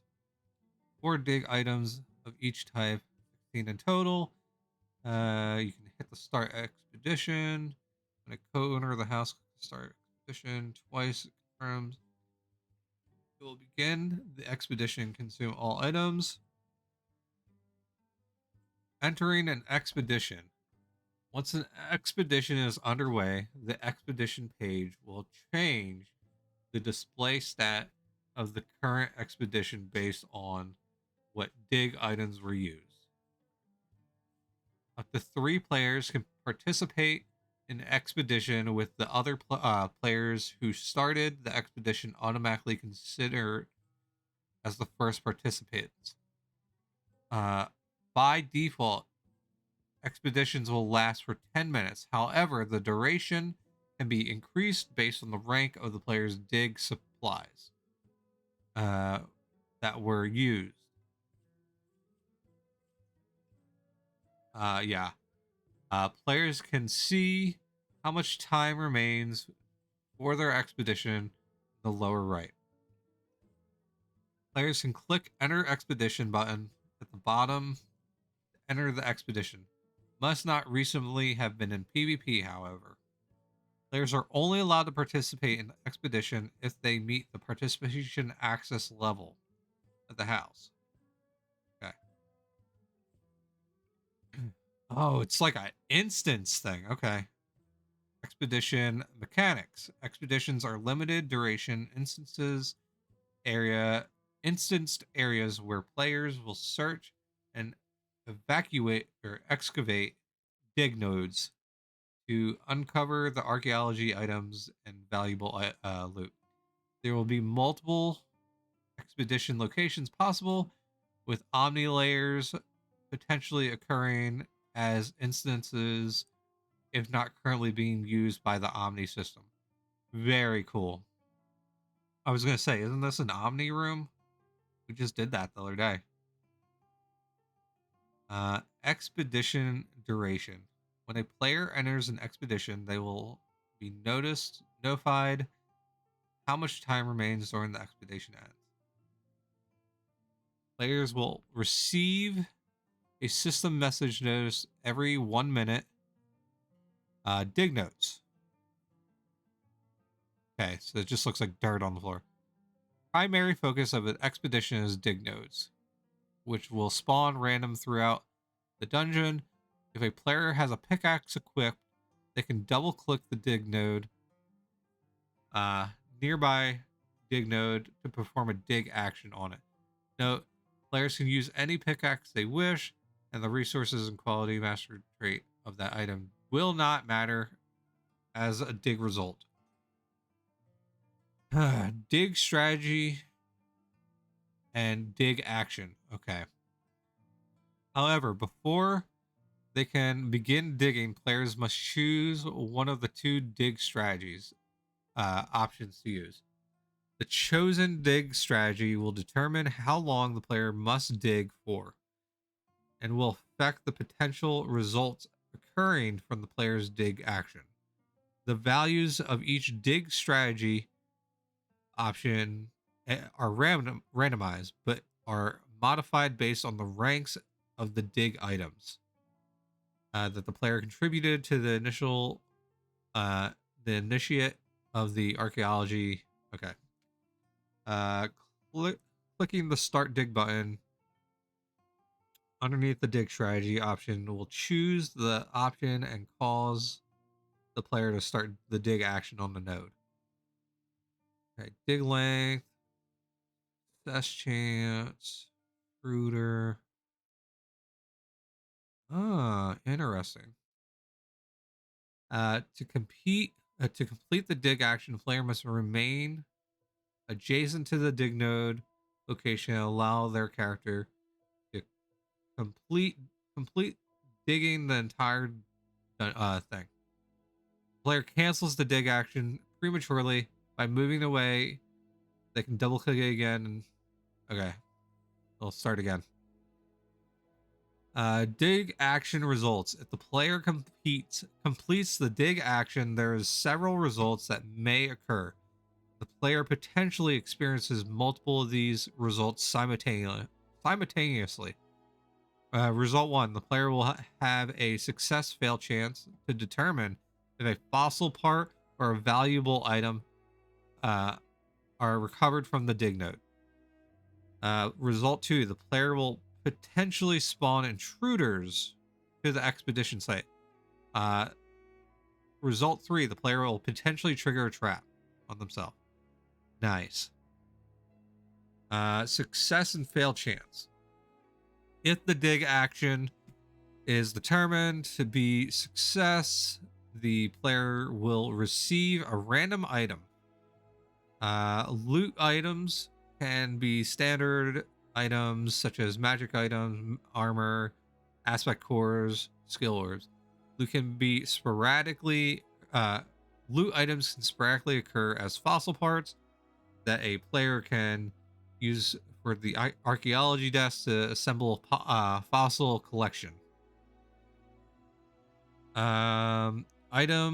Loot items can very rarely occur as Prev merchant items, including past limited Prevalia merchant releases. Loot item can extremely rare be shimmer hue cloth or dye items from the Prev merchant. If the dig action is determined to be a failure, the player will receive no item. Okay, that's pretty fucking sick. That's pretty fucking sick. Intruders. Intruders are monsters that will spawn nearby the player and attack all players following and dig crewmates in the area. In addition to being hostile, players should not complete any dig actions while any intruders remain. Okay. Ooh. Trigger the trap. Players may potentially dig up and trigger a trap. Okay. Each trap triggered will also apply a grievous injury or a festering wound effect on the player for 15 minutes. Grievous injuries will reduce the player's damage resistance by 20%, and it's stackable. Festering wounds will reduce the amount of healing dealt and recede by 20%, and it's stackable. Players can no longer can lower the penalty of these with the higher rank dig supplies. Okay. Each expedition will feature 4 dig crew members, NPCs scattered throughout the expedition area. Dig crew members will attack nearby intruders and help the player clear the region. Nice. Like that outfit. I like his drip. Resurrection during expedition. Expeditions are extremely perilous, and players cannot resurrect other players or followers inside the region. Damn. That's rough. Fossil parts. Players may encounter fossil parts as a result of a successful dig action during the expedition. Each fossil part belongs to a greater fossil collection that will require the player to combine pieces of the same collection in the assembly. Players can single click the fossil to see how many which part number it is within the collection and how many total parts they have. Jeez. Fossil condition. Additionally, each fossil part will have a randomized condition. The condition percentage of a fossil part will be used for a competitive record system for the completion. Oh god, there's a leaderboard. Oh shit. Fossil page. Players can click the fossil page on the archaeology desk to store individual fossils and assemble them. Okay. Dude, oh, this looks so cool. Fossil collections. There are 10 different fossil collections available to for players to assemble. Damn. So demon, dragon, guessing that's a llama or a horse. A human, a gargoyle, an udiog, a gazer, an etin, a headless one, and I guess a troll. I want the udiog one. or the gazer. I like the gazer. Dude, where are we gonna put this in the guild house? Holy shit. Players can players can navigate between different fossil collections. Okay, that's very sweet. Adding fossil parts. Okay, add fossil down there. Okay. Ugh. Duplicate fossil parts and conditions. Players can add multiple copies of the same fossil parts to the archaeology desk. If there's multiple copies of the fossil parts present, players can click the small left arrow, switch between them. The condition of each fossil part is also deleted. Okay, that's helpful. Ending condition. Fossil collection overall condition. Each fossil collectively will have an overall condition percentage that is the combined average of the condition percentage of for each fossil part selected. The overall condition percent will not affect assembly of the fossil and will be purely on the competitive records. Oh geez.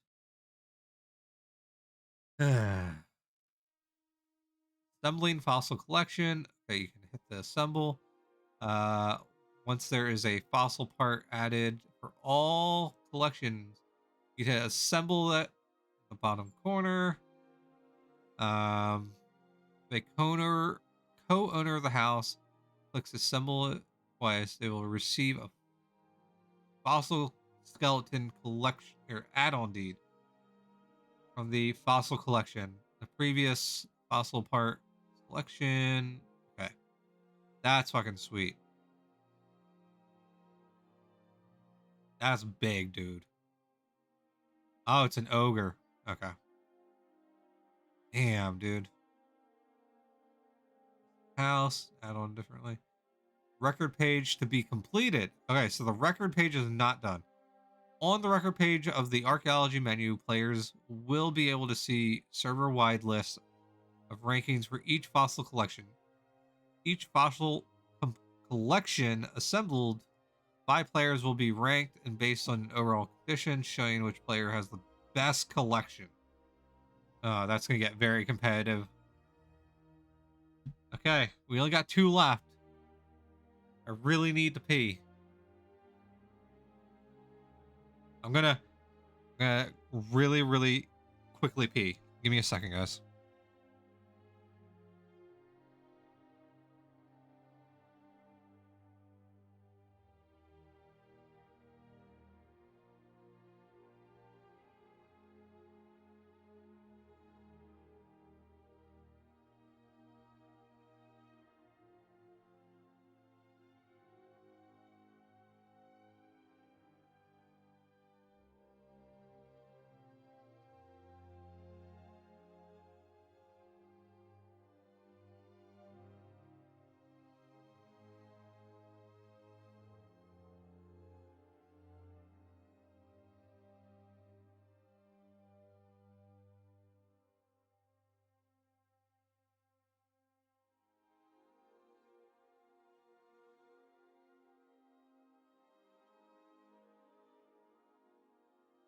Okay, I'm back. Stay quick. Just that quick. All right. Now, the arcane skill and staves. This one I'm kind of excited for. The arcane skill is a new skill available to players on Outlands that allows them to wield an arcane staff as well as boost the benefits they receive from the arcane runes. Oh, it also affects the arcane runes. Oh shit. Players can raise their arcane skill up to 100 points. Arcane Staff. The Arcane Staff is a new class of weapons that is designed around supporting pure mage builds. Looks so cool. I'm excited. There are 20 different arcane staff types available to players. While the stats on all staffs types are identical, each arcane staff type has its own unique projectile hue. Players should pick an arcane staff type that fits the theme and personality of their own characters. Dude. This is sick. Arcane or skills for arcane staffs. Arcane staffs are two-handed equipable weapons. Players' chance to hit, defend with an arcane staff is based on their arcane skill, but it's also capped by their wrestling skill. Players will need both arcane skill and wrestling skill to effectively use the arcane staff. Okay. Combat mechanics. Arcane staff function as a normal weapon when making melee attacks and receive a normal bonus granted to weapons from magical crafted properties, etc., etc. Arcane staff act as ranged weapons with a 12 tile range. Arcane staffs do not require any ammunition to fire. Arcane staffs are unique weapons that ignore their target's armor and instead has its damage reduced by the target's effective magic resistance. Arcane weapon special. Arcane weapon special hex. Okay. The arcane weapons special hex has the following handling. Damage is increased by 50%, applies a hex effect reducing the creature's magic resistance by 50 for 8 to 15 seconds, and it scales. Scaled by weapon speed. Okay. If the creature already has effective magic resistance of 0 prior to the attack, the damage of the weapon special is increased by a further 50%. That's pretty spicy. Arcane buildup. Players using arcane staffs will generate an arcane buildup effect when fighting creatures. Successful hits with an arcane staff on a creature will increase the player's arcane buildup by 20% times arcane skill. Okay. Players can reach max arcane buildup of 100. Players will also see an overhead meter showing their current arcane buildup whenever it is charged. This mirror is not visible to other players. Okay. Arcane buildup bonus. Players receive a spell damage bonus against creatures equal to their... Players receive a spell damage bonus against creatures equal to their current arcane buildup times 50%. Players receive a spell damage resistance against creatures. Okay. For example, a player has inflicted 4 hits recently with an arcane staff and has generated an arcane buildup of 80%. The player's spell damage against all creatures will increase by 40%. Jeez. The player will also have a damage resistance bonus against all creatures for 25%. Tint, you might need to switch to this. Building up restrictions. Players will only receive their bonuses from an arcane buildup while equipped with an arcane staff. Arcane staff require a player to concentrate, and they cannot be distracted by maintaining followers or performing barding actions. Yes, great. That's fantastic. That right there. No fucking mid-maxing builds. Get out of here, you fucking tryhards.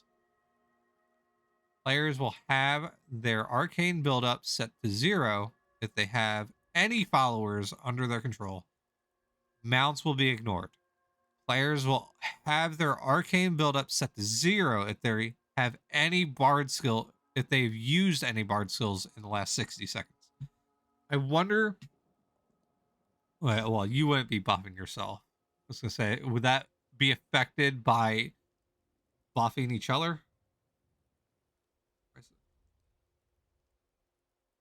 Yeah. Build up decay. Every 10 seconds that pass where a player has not landed a successful arcane staff hit against a creature, the player's arcane buildup will decay by 20%, down to a minimum of 20. Casting while equipped.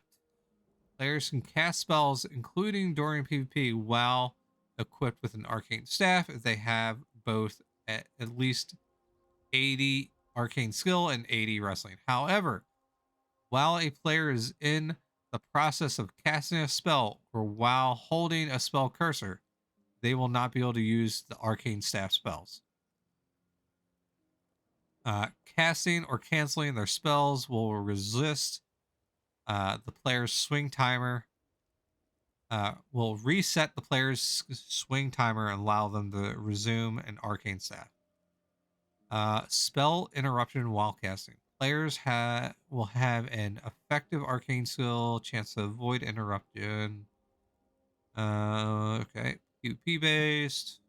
Interrupts while casting with arcane equipped. Oh, okay. Casting bonuses.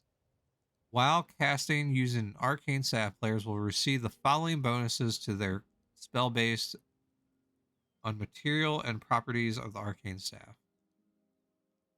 25.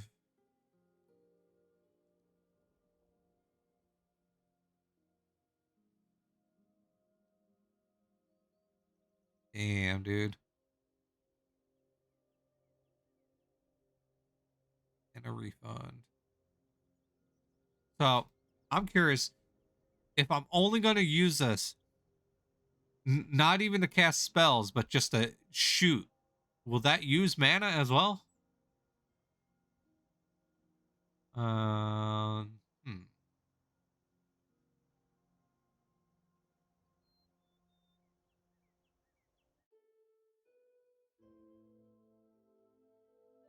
Players can craft arcane staffs using carpentry. Gonna be wrestling. I feel like you, Sweet, would really like this. I'm definitely gonna theory craft a lot of shit when this goes on the test server. I'm very excited. Store purchases. Players can purchase store quality versions of arcane staffs. Okay. Magic arcane staff. Magical versions of arcane staffs will only occur as loot drops from the Outland system. From all arcane. Okay. Training and skill gains. Players can train arcane skills at a mage NPC and gain arcane skills.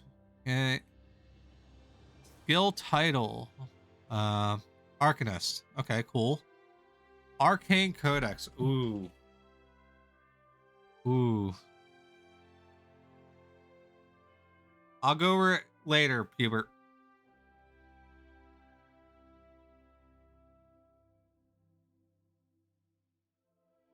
Alright. Arcane Codex. The Arcane Codex is a weapon codex that players can use to adopt stances. Oh, dude, this is gonna get dirty. I can already tell. Arcane codexes are blessed. Arcane codexes can be crafted with inscription under the books and tome tab. Oh man. Arcane codex require. Oh shit, dude. This is another codex I'm gonna have to do now. Jesus Christ. I'm forced to do this, but I will not cast the spell. I will do it, but I won't cast the spell, I promise. Arcane Codex requires both at least 80 Arcane and 80 Wrestling. Players will earn experience towards their Arcane Codex while killing monsters. By accumulating experience, players unlock up to a maximum of 20 points to spend. Wait. Maximum 20 points to spend. I'm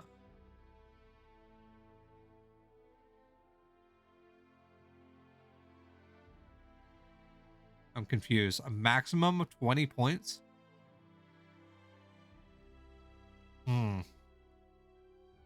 Hey, Leech has a 4% per rank on hit to restore 10 mana. Interesting. Shield. Weapon swings increase your damage resistance by 4% per rank for 5 seconds. Scatter. Deal additional 2% damage per rank to 3 additional targets within 3 tiles. All targets hit each have a 1% rank chance to hinder.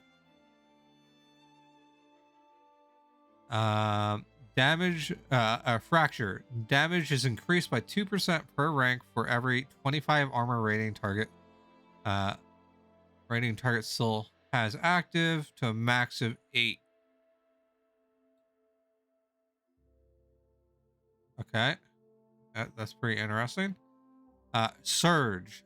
Damage is increased by 10% per rank if the player has triggered an aspect special in the last 15 seconds. That could be dirty.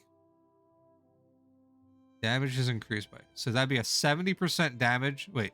Yeah, 70% damage increase if you got a proc off in the last 15 seconds. That's spicy. Leech inflicts 250%... Wait.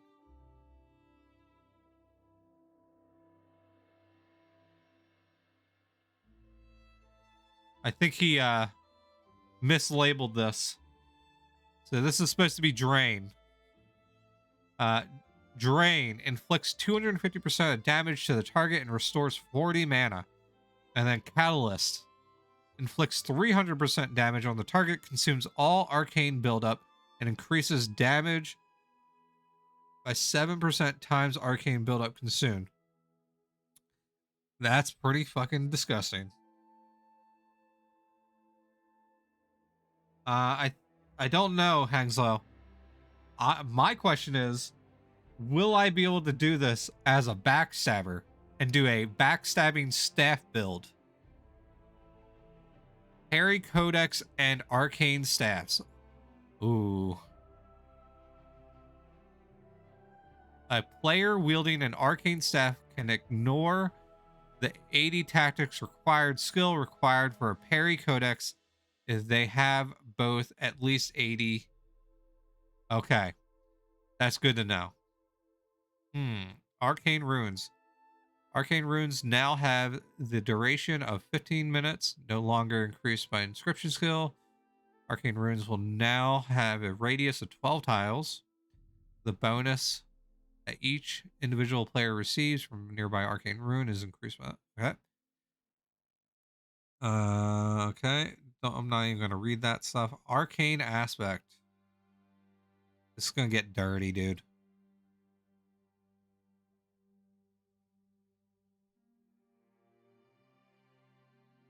Yeah, very sad. Arcane Aspect. New aspect available. Focuses on staffs. Increases our...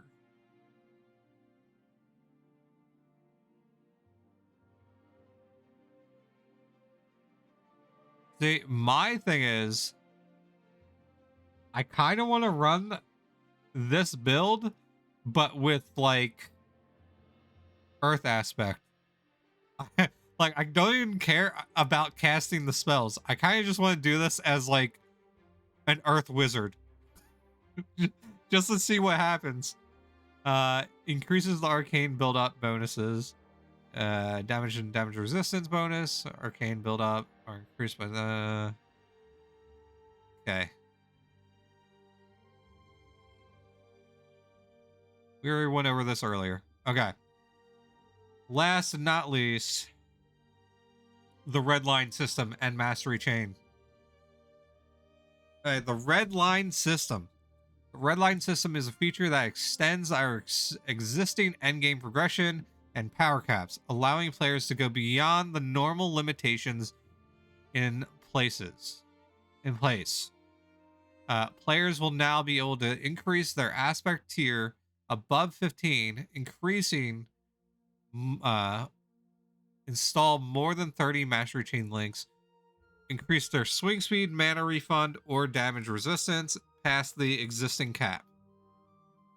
However, in order for players to utilize any of these mechanics above the normal limit and cap, they need to unlock the region-specific upgrades in the Redline system to make use of these mechanics while playing in that region. Players can launch a launch the Redline menu by typing --Redline. Oh boy. Redline experience and Redline bottles. Players earn Redline experience from regions similar to normal experience gains by earning gold in that region. All experience earned by the Redline system is shared account wide. Okay. Similar to Mastery Chain. Nice.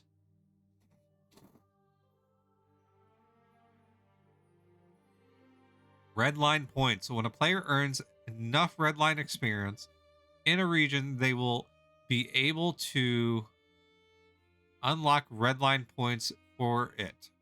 To unlock a new Redline point, player must click Unlock Point button for the region, which will consume the Redline bottle and the Redline certification from the player's backpack. There is no limit to the number of Redline Redline points a player can unlock for a region.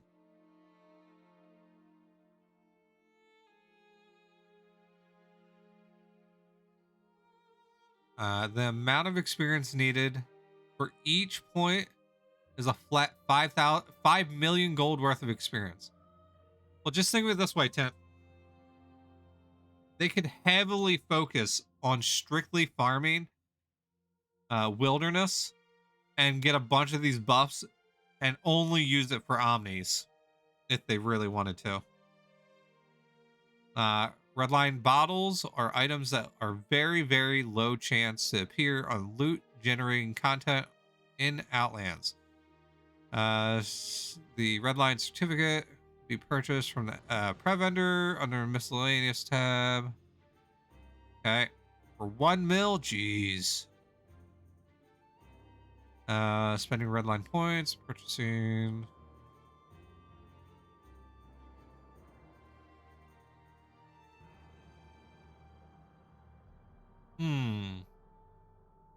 Well, see, I wouldn't even know what to use this on because I'm not end game yet, so I'm just gonna start collecting the shit. I guess I'll just sell them. I don't know.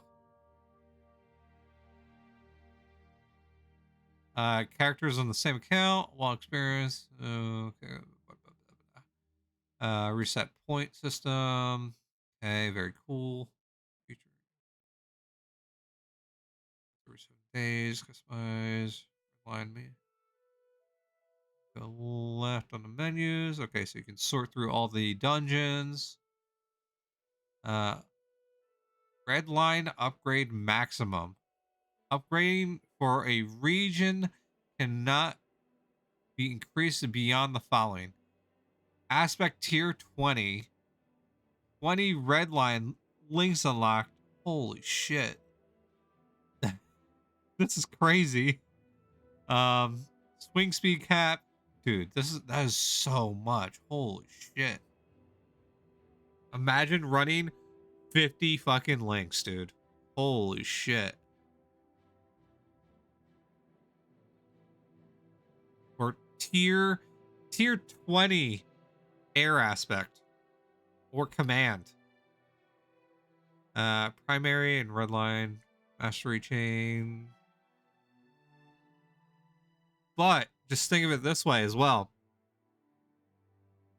How fucking crazy would it be if you did the 20 links as a T mapper? You get your 20 golden special rare loot links, and then just add gold and whatever else the hell you want onto it. That would be crazy.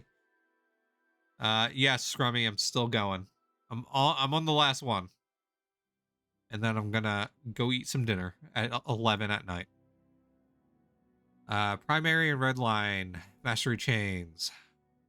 Dude, that's fucking vile. Well, I can always install Redline. Okay. Okay. Installing and removing the links. I'm not really gonna go too in depth with this. Removing links.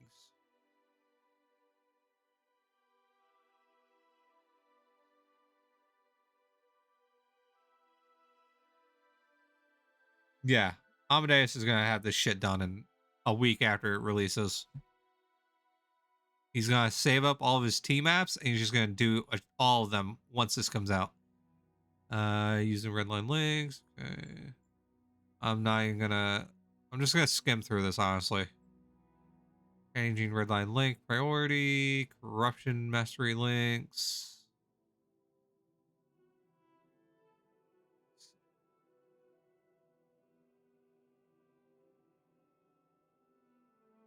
Ooh, jeez. Aspects max. Oh, I thought this was gonna be something different. Max tier and redline system. Players now have the opportunity to unlock tier 15 beyond the existing tier 15 limit. However, using spend points of redline system. Jeez, that's gonna be crazy. That's a lot of fucking XP. Tier 16 to 17 is 750,000. Ugh, fucking gross, dude. Holy shit.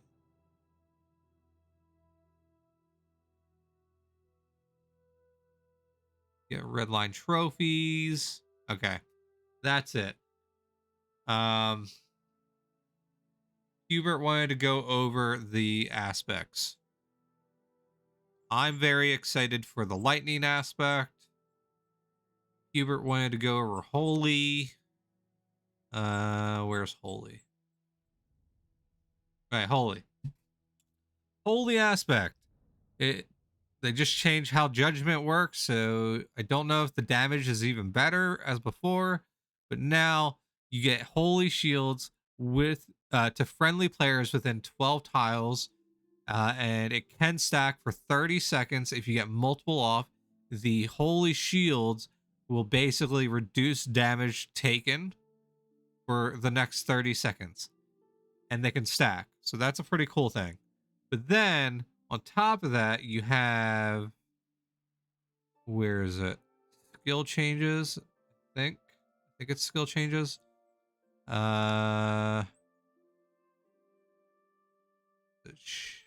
Down here, Shiv. So Shiv now has, for the next 30 seconds for Consecrate Weapon, Enemy 1, and Divine Fury, they've all been changed, where the melee special for Consecrate Weapon has a 40% damage increase now, which is fantastic. Enemy 1, which is already increasing your melee damage, now increases it by 20%, and Divine Fury gives you a 15% swing speed bonus. So, yeah, I am done now, guys. I am done. I've read everything. I am going to stop the video and the stream, and then I will update it on YouTube sometime tomorrow or over the weekend. But for now, I will see you guys next time. I will see you around. Good night.